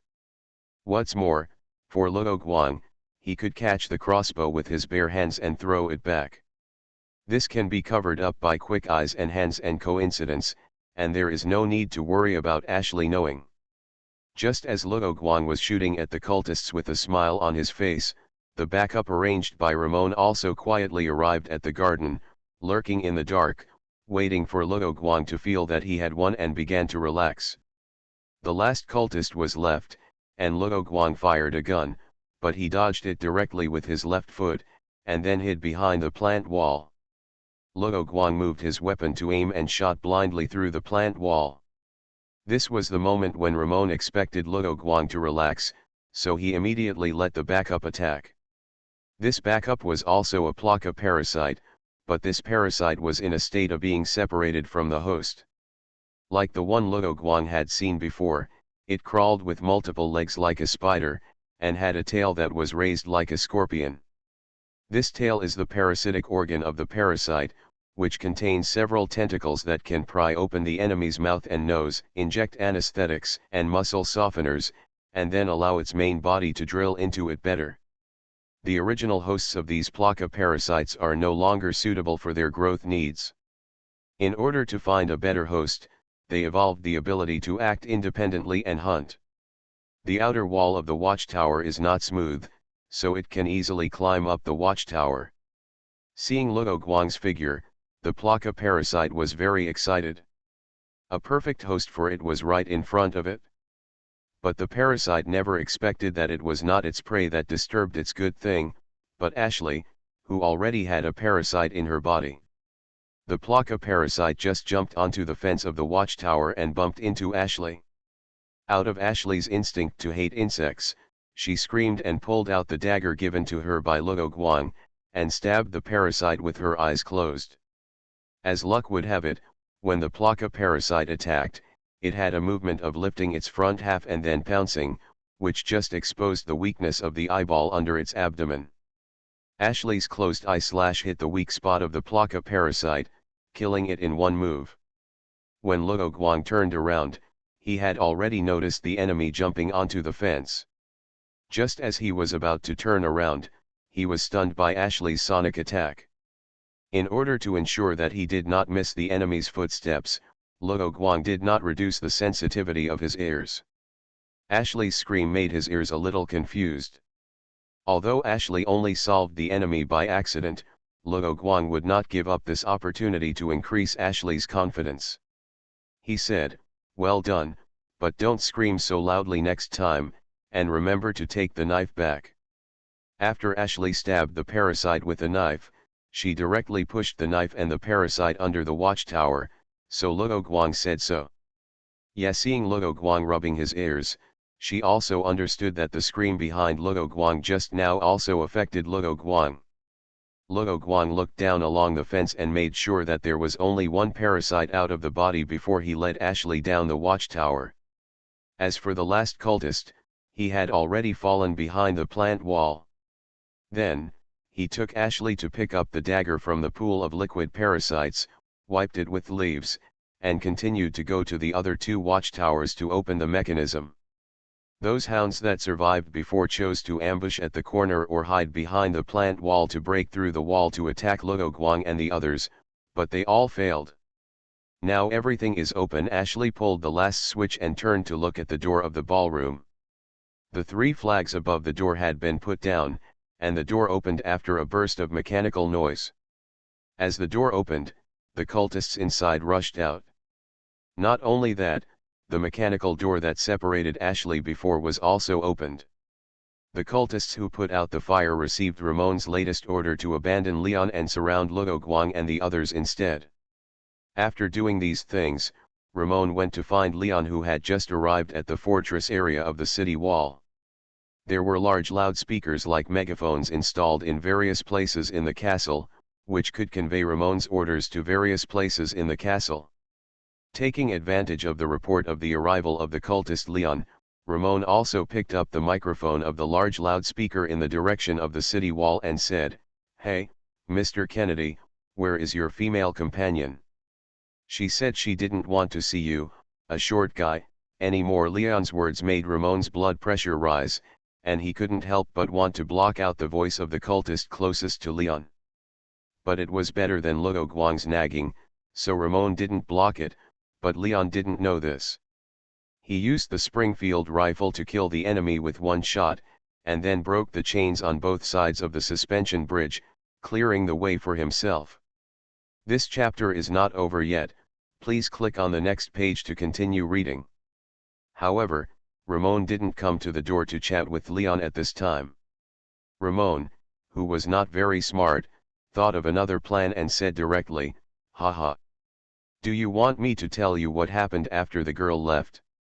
Regardless of whether Leon, who was clearing the enemies blocking the road, was willing to listen, Ramon continued, "The girl received the holy order given by our great Sadler, leader of the Church of Light again, and then drew her sword from behind to kill the disgusting bug." Leon was stunned when he heard Ramon's words, which gave the cultist in front of him an opportunity. He raised the meteor hammer in his hand and prepared to hit Leon head-on, but was knocked down by Ziobai. Haha, Ramon couldn't help laughing when he saw that his plan was successful. He had been so depressed before, and finally had a chance for revenge. But Leon's subsequent behavior showed that he did not believe Ramon's words, because he knew that the clothes Luo Guang wore were not ordinary, and his defense ability was not weak. For example, when they met in the underground cell, Luo Guang's clothes were torn, but he was not injured. This was enough for Leon to guess something. Besides, there were many things in Luo Guang's backpack that could block the knife, and he had mentioned before that in addition to the bottle of AHM mixed medicine given to him, there were other panaceas on him, so Leon was not worried about Luo Guang. He just paused for a while to think about the truth of the enemy's words. However, after confirming that Ramon was talking nonsense, he would no longer be confused. You can't stop us from taking down that girl now. As long as she is used as the source of infection, your country and the whole world will be full of the grace of our Church of Light. This is the grand ambition of my great master, Sadler. Ramon felt that he was stable, and inadvertently told Sadler's conspiracy. Leon was not surprised to hear about the enemy's plan to rule the world. From the moment he knew that Ashley could be remotely controlled, he guessed that this was possible. This gave him more reason to go all out to solve this biochemical crisis. Leon did not reply, which made Ramon a little bored, so he put down the microphone in his hand and gave an order to his right hand, "Release our siege giant to play with our guest Mr. Kennedy." Ramon's siege giant was actually not much different from the giants Luo Guang encountered. He just chose a giant that looked more pleasing to the eye and sewed armor such as chainmail inside the castle on its body. The armor was not made of scrap iron, and compared to other giants, although the siege giant was also sleeping, its physical development was much better. As for why he did not use the siege giant to deal with the more annoying Luo Guang, it was because the siege giant would not hold back when attacking. Not to mention the possibility of accidentally killing Ashley, he did not want his garden and dance hall to be broken into pieces by it. This has nothing to do with being stingy and saving money. He just thinks the castle is shabby and it loses his style. Leon also encountered the attack of the Plaka parasites jumping on the ground. However, unlike what Luo Guang encountered, those parasites that were half the length of a person directly crawled to the back of the cultists and then attached themselves to the cultists. This can enhance the host's combat effectiveness and also borrow the power of other parasite hosts to find a host for them. Killing two birds with one stone. However, this situation is not common, and it is not very useful facing the Springfield M1903 rifle with strong penetration ability in Lion's hand. Leon can get rid of the two parasites in his body and hiding behind him with one shot. The passage on the wall is not wide. But this makes the smaller Ziobi very happy. As long as he finds the right angle, he can knock down an enemy. Even if those parasites hide in the host's body, the impact of falling to the ground is enough for the parasites to eat a pot. But that's all.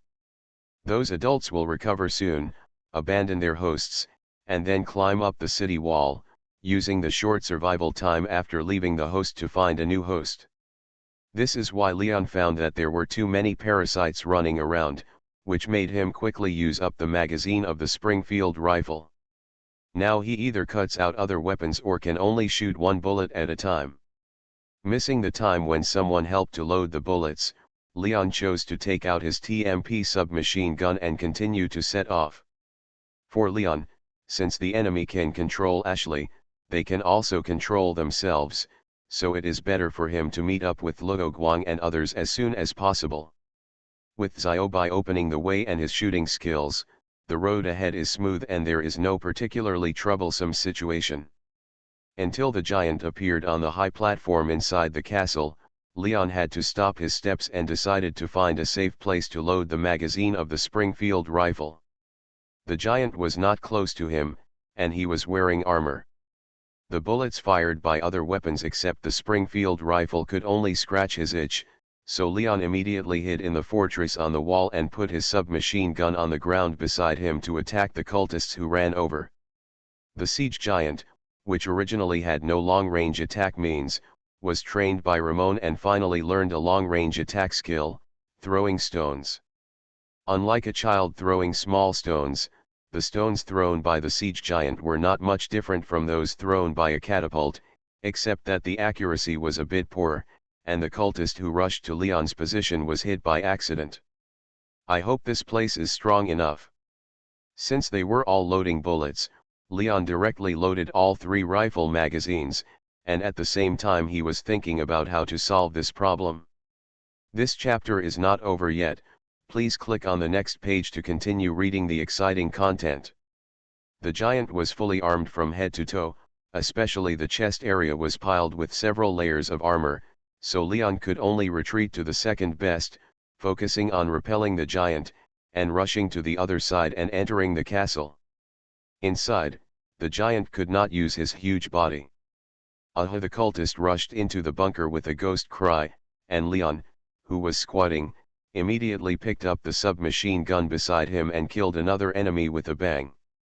He's getting more and more annoying, Leon cursed, put away the rifle magazine and submachine gun with bullets loaded, then picked up the Springfield rifle and ran out of the bunker. Another stone flew over and smashed a hole in the bunker, just where Leon had just squatted. Ziobai! Help me stop the enemy in front. Leon didn't have time to complain about his escape. He took a deep breath and took advantage of the giants just throwing a stone to start counter-attacking.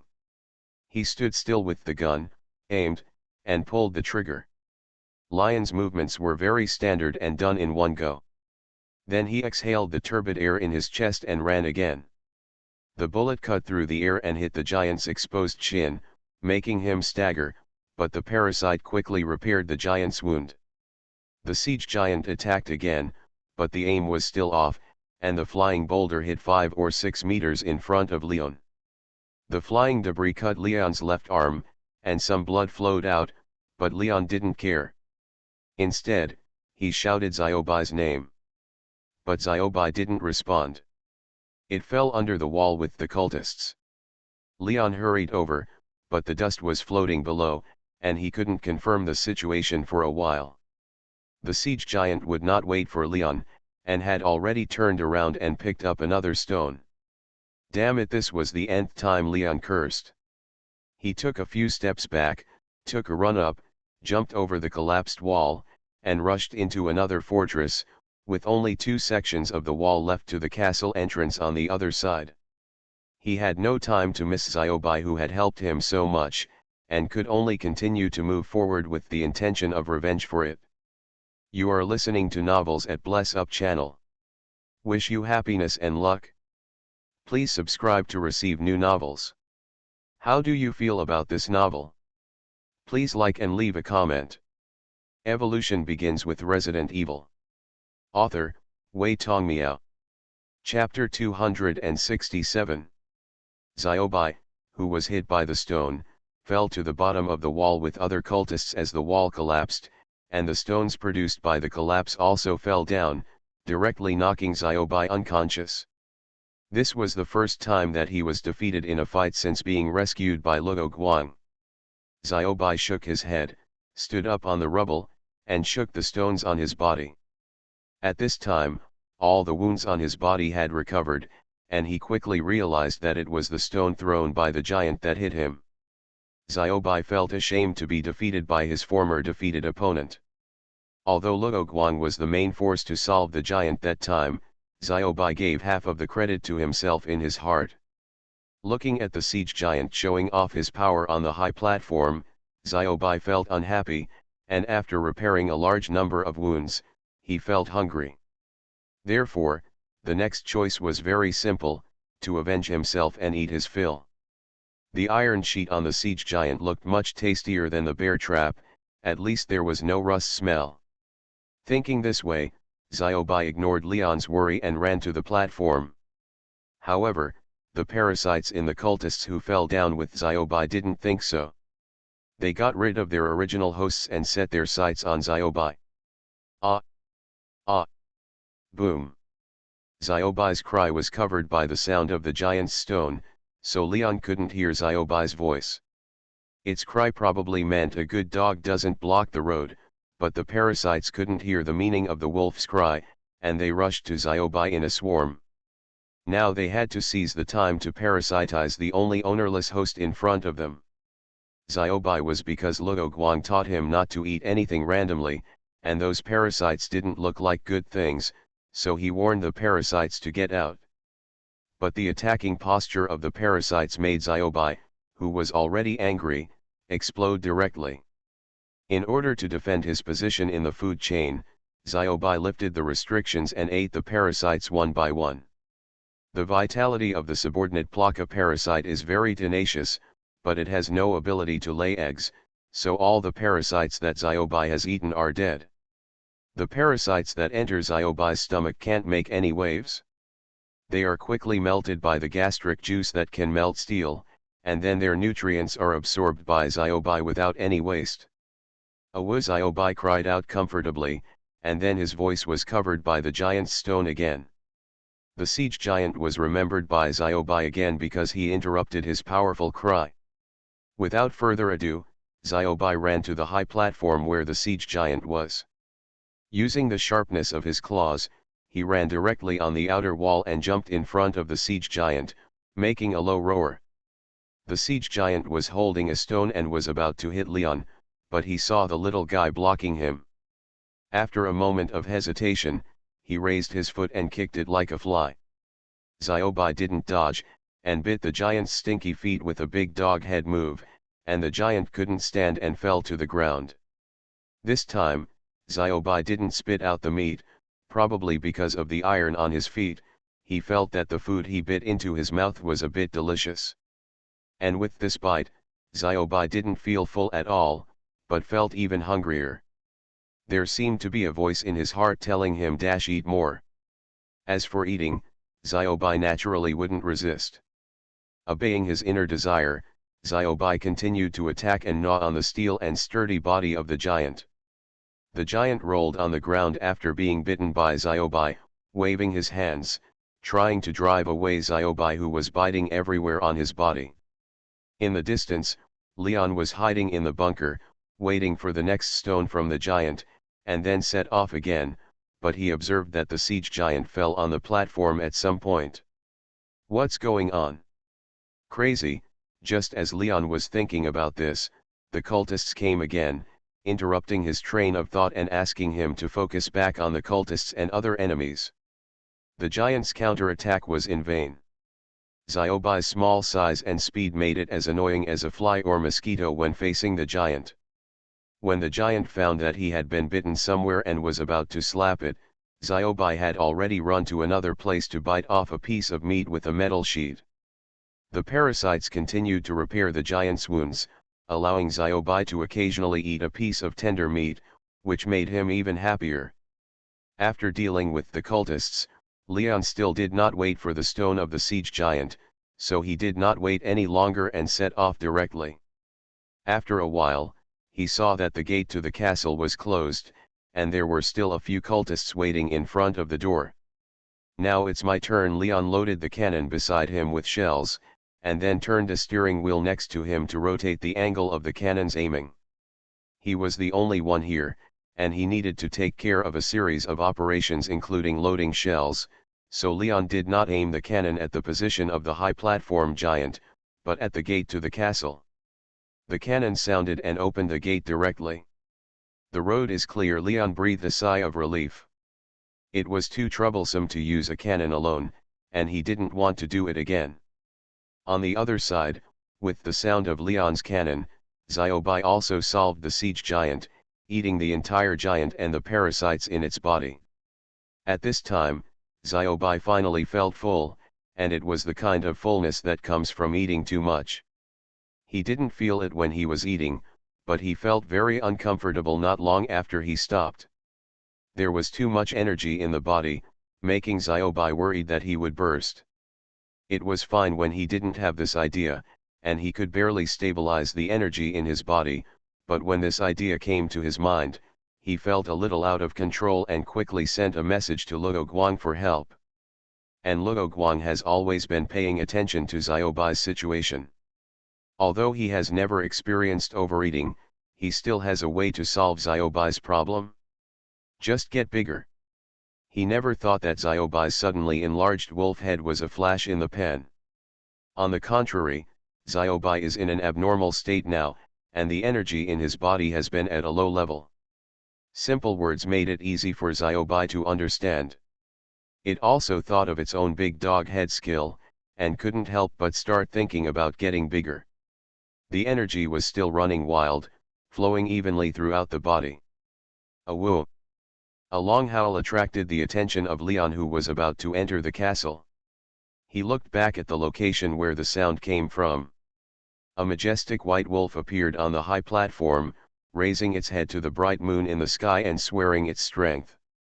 Although it was not close to the platform, the white wolf did not look small, and was even bigger than any other wolf in the world. Leon now finally understood why the giants suddenly stopped throwing stones. It was probably because of the white wolf standing in the original position of the giant. But now he had a doubt in his heart. Could the huge white wolf be Xiaobai? Xiaobai's feelings could only be described as refreshing. The original feeling of being full had completely disappeared, and his whole body was full of strength. But before it could appreciate its enlarged body carefully, its body suddenly shrank. Whoa! Xiaobai felt strange. He wanted to grow bigger, but he still couldn't stop his body from shrinking. After the shrinking stopped, Xiaobai chased his tail around for a few circles, looked at his palm again, and finally confirmed one thing. It seemed that there was not much difference between its current and previous size. A wave of disappointment surged into his heart, making him want to find someone to act coquettishly. Hurry up and come to me with Leon. I'll take some time to show you. Hearing Xiaobai's complaints, Luo Guang also felt strange. Not to mention turning into a prehistoric beast, Xiaobai didn't grow up, which was a bit strange. For example, Luo Guang, after absorbing the virus several times before, his height and weight also increased a lot, but later he found that he could increase the energy storage capacity of the body by increasing the energy storage capacity of the cells in the body, so he would not have the height and weight problems after fusing the virus. Xiaobai nodded, jumped off the platform directly, and ran towards Leon. Leon rubbed his eyes in disbelief and found that the huge white wolf suddenly disappeared. He couldn't help but wonder if he had hallucinations just now because of the guilt for not being able to protect Xiaobai. Turning back to continue his journey, he heard a clattering sound behind him after a while, which was very similar to the sound of Xiaobai running before.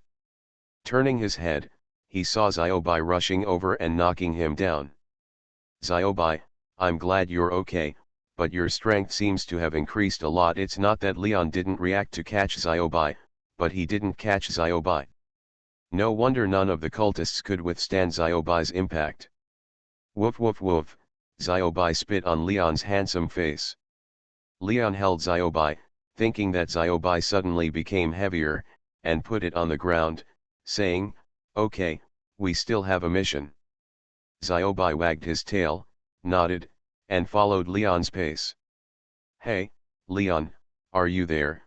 Leon finally came to the room where Ashley had been crying before. Just as he was thinking about where Luo Guang and the others were going, his intercom received Louis' message.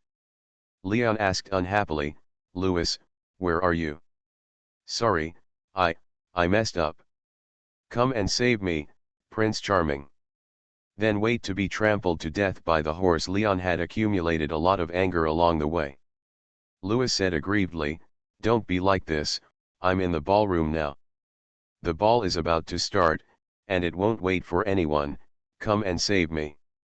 After hanging up the communication, Leon said to Xiaobai at his feet, "That guy is really unreliable." Woof woof, Xiaobai was not responding to Leon's words, but telling Leon that it had found the information left by Luo Guang.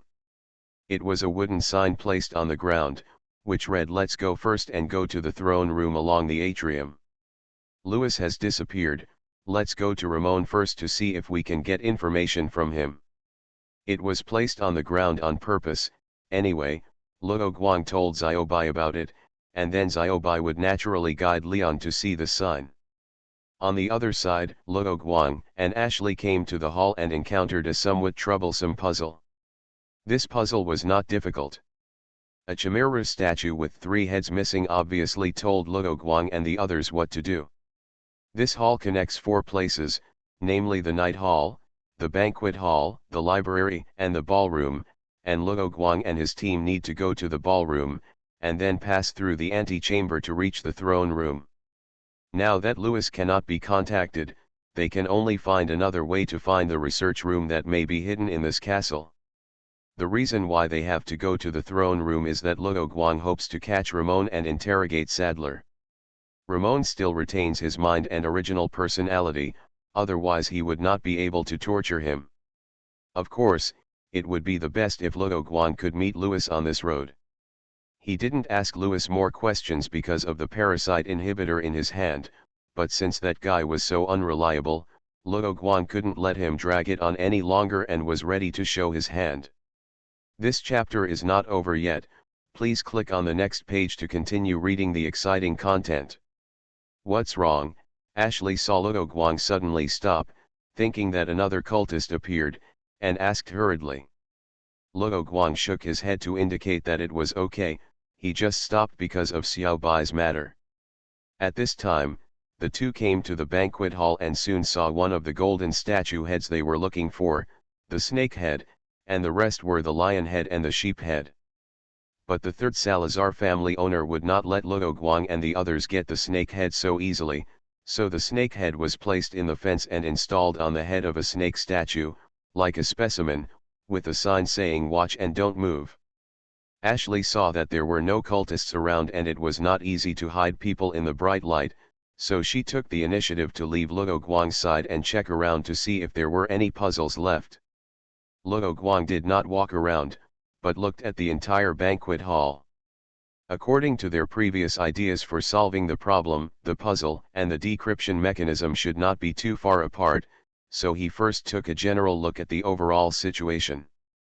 Then he quickly found a problem, that is, the 2 paintings behind the main seat, the position and quantity of the tableware and food on them are the same as those in the real banquet hall.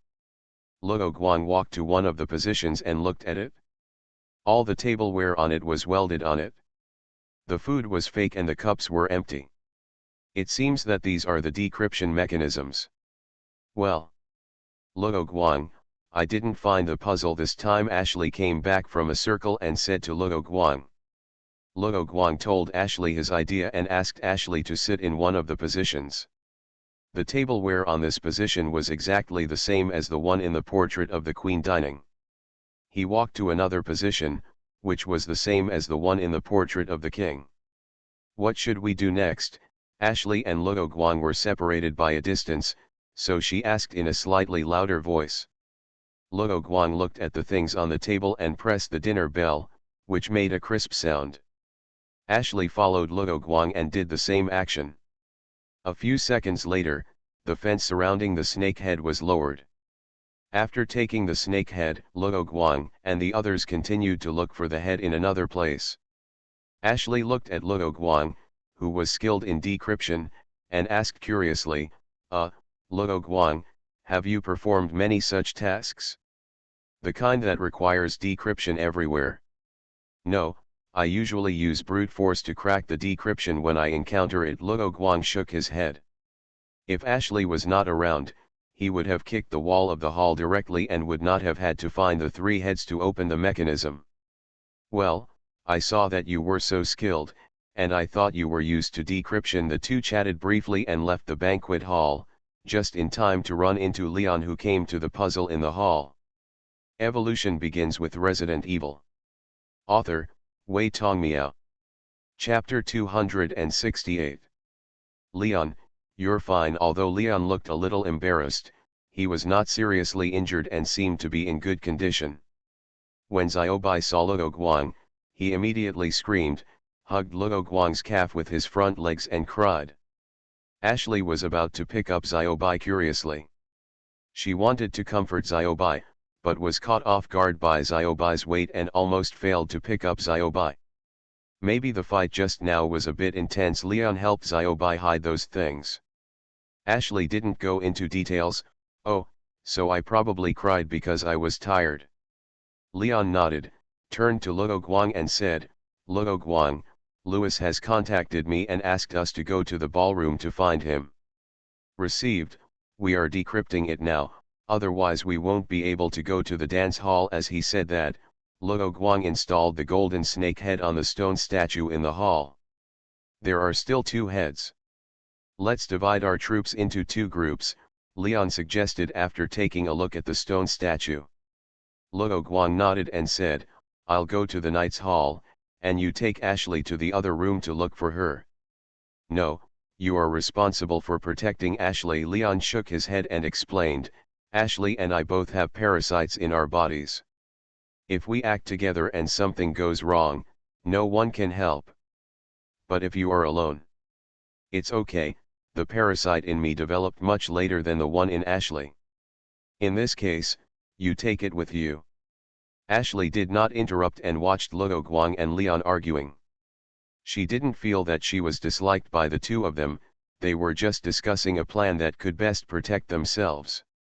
Okay, as before, Xiaobai will follow you to help. After we are done, we will gather at the stone statue in the hall. Any further argument would just be a waste of precious time. Luo Guang agreed to the other party's plan after confirming Leon's will. After saying that, the 2 sides immediately separated and went to solve the puzzle. The 2 came to the 2nd floor. Luo Guang took Ashley into the Knight's Hall, while Leon walked into the opposite room. Lion, Ashley is not only worried about Leon's safety, but she is worried that the situation of parasites in Leon's body is actually not optimistic. She is just hiding it from the 2 of her, so she feels that it is inconvenient for the 2 of them to move together. Don't worry about him, Leon won't be defeated by parasites that easily. Yet in order to change the atmosphere, Ashley looked at the armors placed in the Night Hall and said, Luo Guang, can we use these armors as armor? Those cultists are using cold weapons. If these armors are genuine like those weapons and not fakes, they should be able to be used as armor. Luo Guang didn't realize that Ashley's words were just to change the atmosphere and were a joke, so he seriously considered the issue. I was just kidding, the armor is too heavy. Although Ashley said that, she felt that Luo Guang and Leon would be very handsome if they really wore these knight armors. It makes sense, but the armor can't be used, but this weapon can still be used. Luo Guang took out the knight's sword from one of the armored hands. The blade has been sharpened. Compared with his Ronka saber, this knight's sword is longer and heavier, and it is equally powerful when swung. A perfect sword-like branch can attract a man's attention, let alone these well-preserved knight's swords. Luo Guang took the knight's sword and played with it for a few times under Ashley's gaze. Then he continued to walk into the knight's hall with the sword. I found the lion's head. Luo Guang licked his lips and accidentally named a dish. Ashley didn't know the deliciousness of braised lion's head, otherwise she would definitely feel hungry again. The golden lion head is at the bottom of the knight's hall, a place similar to a dueling arena, with a circle of fence above it, where the audience can watch the duel of the knights below. There is a stone statue of a lion in the duel arena, whose head is the golden lion head needed to decipher the secret, and there is a circle of wall fire around it, slightly lighting up the entire arena. But the strange thing is that the flames on the wall are divided into 2 colors, one is the usual yellow-orange color, and the other is the blue-white fireworks. Luo Guang looked around but couldn't find the stairs to go down. Ashley seemed to have discovered something and was about to walk over to take a look when she suddenly heard the sound of landing behind her. Luo Guang, Ashley immediately turned around and ran to the fence. Sure enough, Luo Guang jumped directly below, picked up the golden lion head, and stuffed it into his backpack. As Luo Guang moved, all the blue and white fireworks suddenly went out. Ashley, stay up there, Luo Guang said to stop Ashley, who also wanted to climb over the fence. Ashley nodded and suddenly shouted, Luo Guang, be careful behind you. Luo Guang turned around and saw the armor that was standing on the wall moving. It seemed that something was inside controlling the entire set of armor. He picked up the halberd next to him or the knight's sword in his hand. This armor is really handsome, but the exposed fleshy balls and tentacles are a bit ugly and ruin the beauty. Luo Guang looked at the moving armor and couldn't help but said something. He held the knight's sword in both hands and stood ready. The knight in armor closest to Luo Guang was holding a knight's sword in his hand. His movements looked very stiff and he walked with a limp. It looked like he had put a layer of armor on an ordinary zombie. Although his movements were slow, his movements of wielding the weapon were not slow. He raised the knight's sword with one hand and quickly lowered it to slash at Luo Guang. Luo Guang raised his sword and used brute force to block the enemy's attack. Then, taking advantage of the opponent's unstable posture, he leaped forward, cut off the enemy's head, and came behind the enemy. This chapter is not finished yet, please click on the next page to continue reading the exciting content. The feeling of chopping didn't feel right. He immediately looked back and saw a lump of flesh inside the helmet, but no bones. The knight whose head was beheaded by Luo Guang did not fall down. The parasite in his body replaced the head and appeared in front of Luo Guang. It's the same thing again. It's so annoying, Luo Guang cursed, dodging the halberd swinging from the side. He slashed left and right with the knight's sword in his hand, stabbing all the tentacles of the baneling parasite knight. Cut off. He also had flash bombs on his body, but there were not many of them, and there was no supply of these at Diego's side, so Luo Guang did not cut off the heads of all the armors, and waited for them to all have banelings before using flash bombs. After cutting off all the tentacles, Luo Guang rushed straight towards the knight who had already had baneling insects, pierced the bursting parasites with his sword, and then kicked them away. The knight finally fell to the ground, and the Plaka parasite in his body quickly turned into a foul-smelling liquid. Ashley watched anxiously and couldn't help Luo Guang, so she went to check what she had discovered before. It was a stone tablet with words carved on it. The sacred blue and white fireworks will protect those who uphold justice. Ashley muttered the Spanish words on the stone tablet, recalling the blue and white fireworks that suddenly went out in the duel arena, and instantly understood. I looked around hurriedly, but found no trace of other blue and white fireworks. Luo Guang is still fighting below, and the current situation is more like he has surrounded all the knights by himself. These knight armors controlled by parasites were stiff in movement and had no fighting skills. They could only dance around with their weapons, and then Luo Guang found the opportunity to take down the head with one move. Several parasite-laden knights surrounded Luo Guang. Luo Guang picked up a knight's sword on the ground, held the sword in both hands, took a deep breath, and shouted in Chinese, "Blade Storm." As he spoke, he spun around and cut open all the parasite tentacles that rushed towards him. The severely injured parasite knight immediately retreated. Luo Guang stopped turning and threw out the knight's sword in his left hand, inserting it into one of the parasites. Before the parasite knight fell, he held the weapon in his right hand and rushed towards another worm-shaped parasite, slashing it in two again along the neck. The parasite that fell to the ground revealed the weakness on its back, and Luo Guang's sword was pierced into it. The weakness of this parasite is a bit small. Is it because it has no food and is stunted?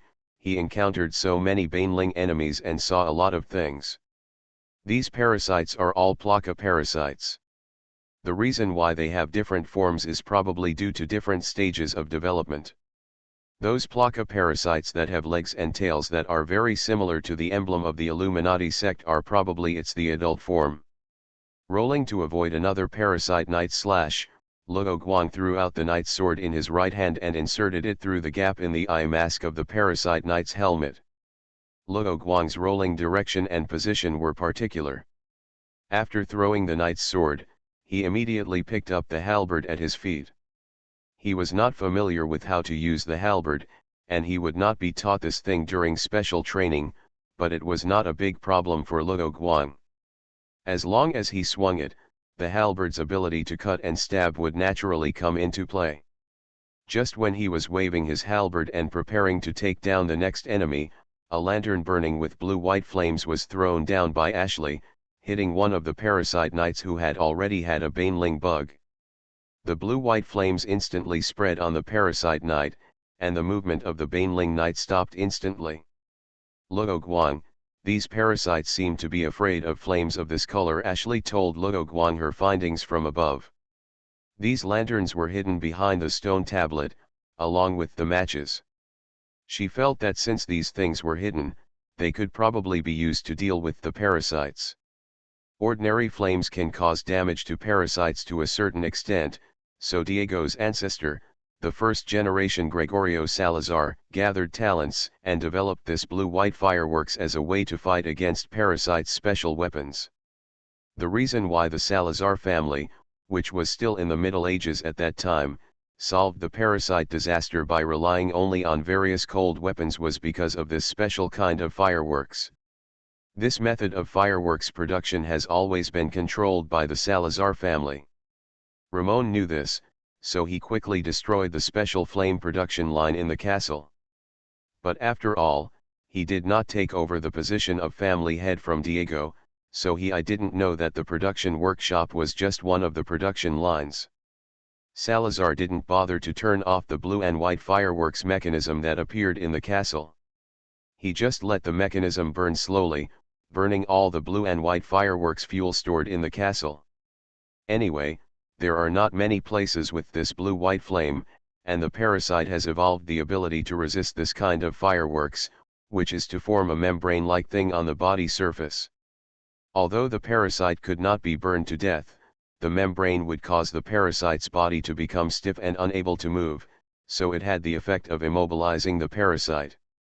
As there was no threat, Ramon did not pay much attention to this.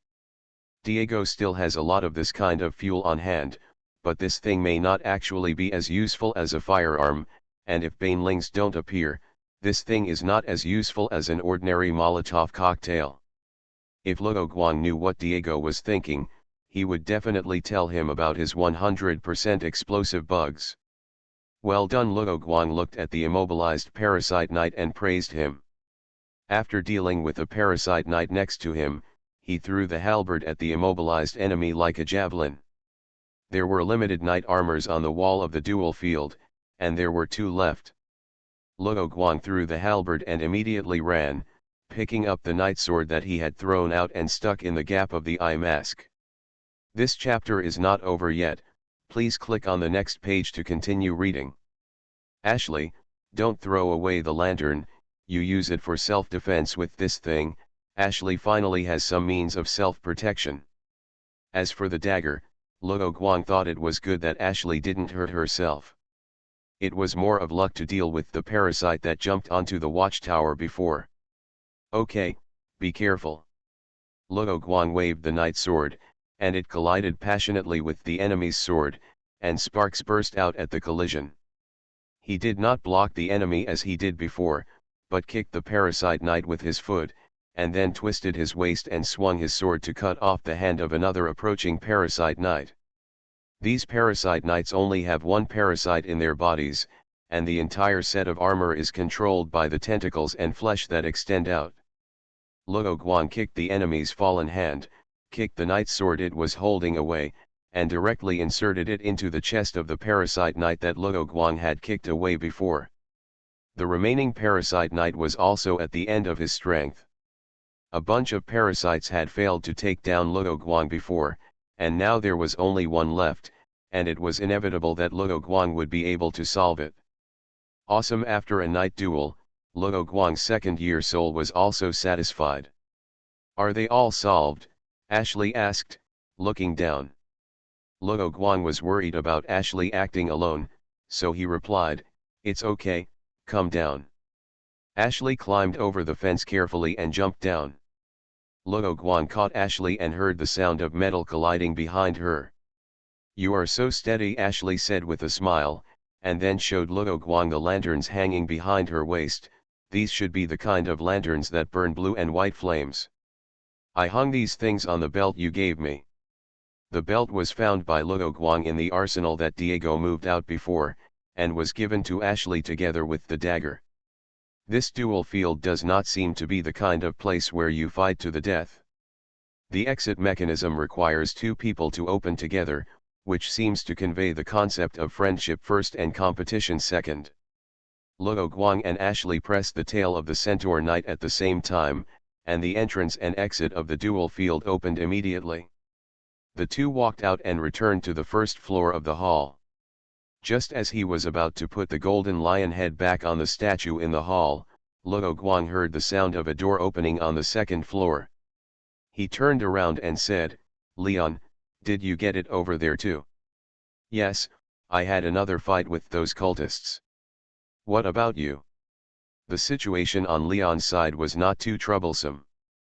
With the help of Xiaobai, the agile little guy, he found a position where he would not be surrounded and had a cover, and then used the penetrating power of the Springfield rifle to easily deal with the cultists who prevented him from taking the golden goat head. "Oh, this is a night duel," Luo Guang said, and met up with Leon at the stone statue in the hall to complete the puzzle.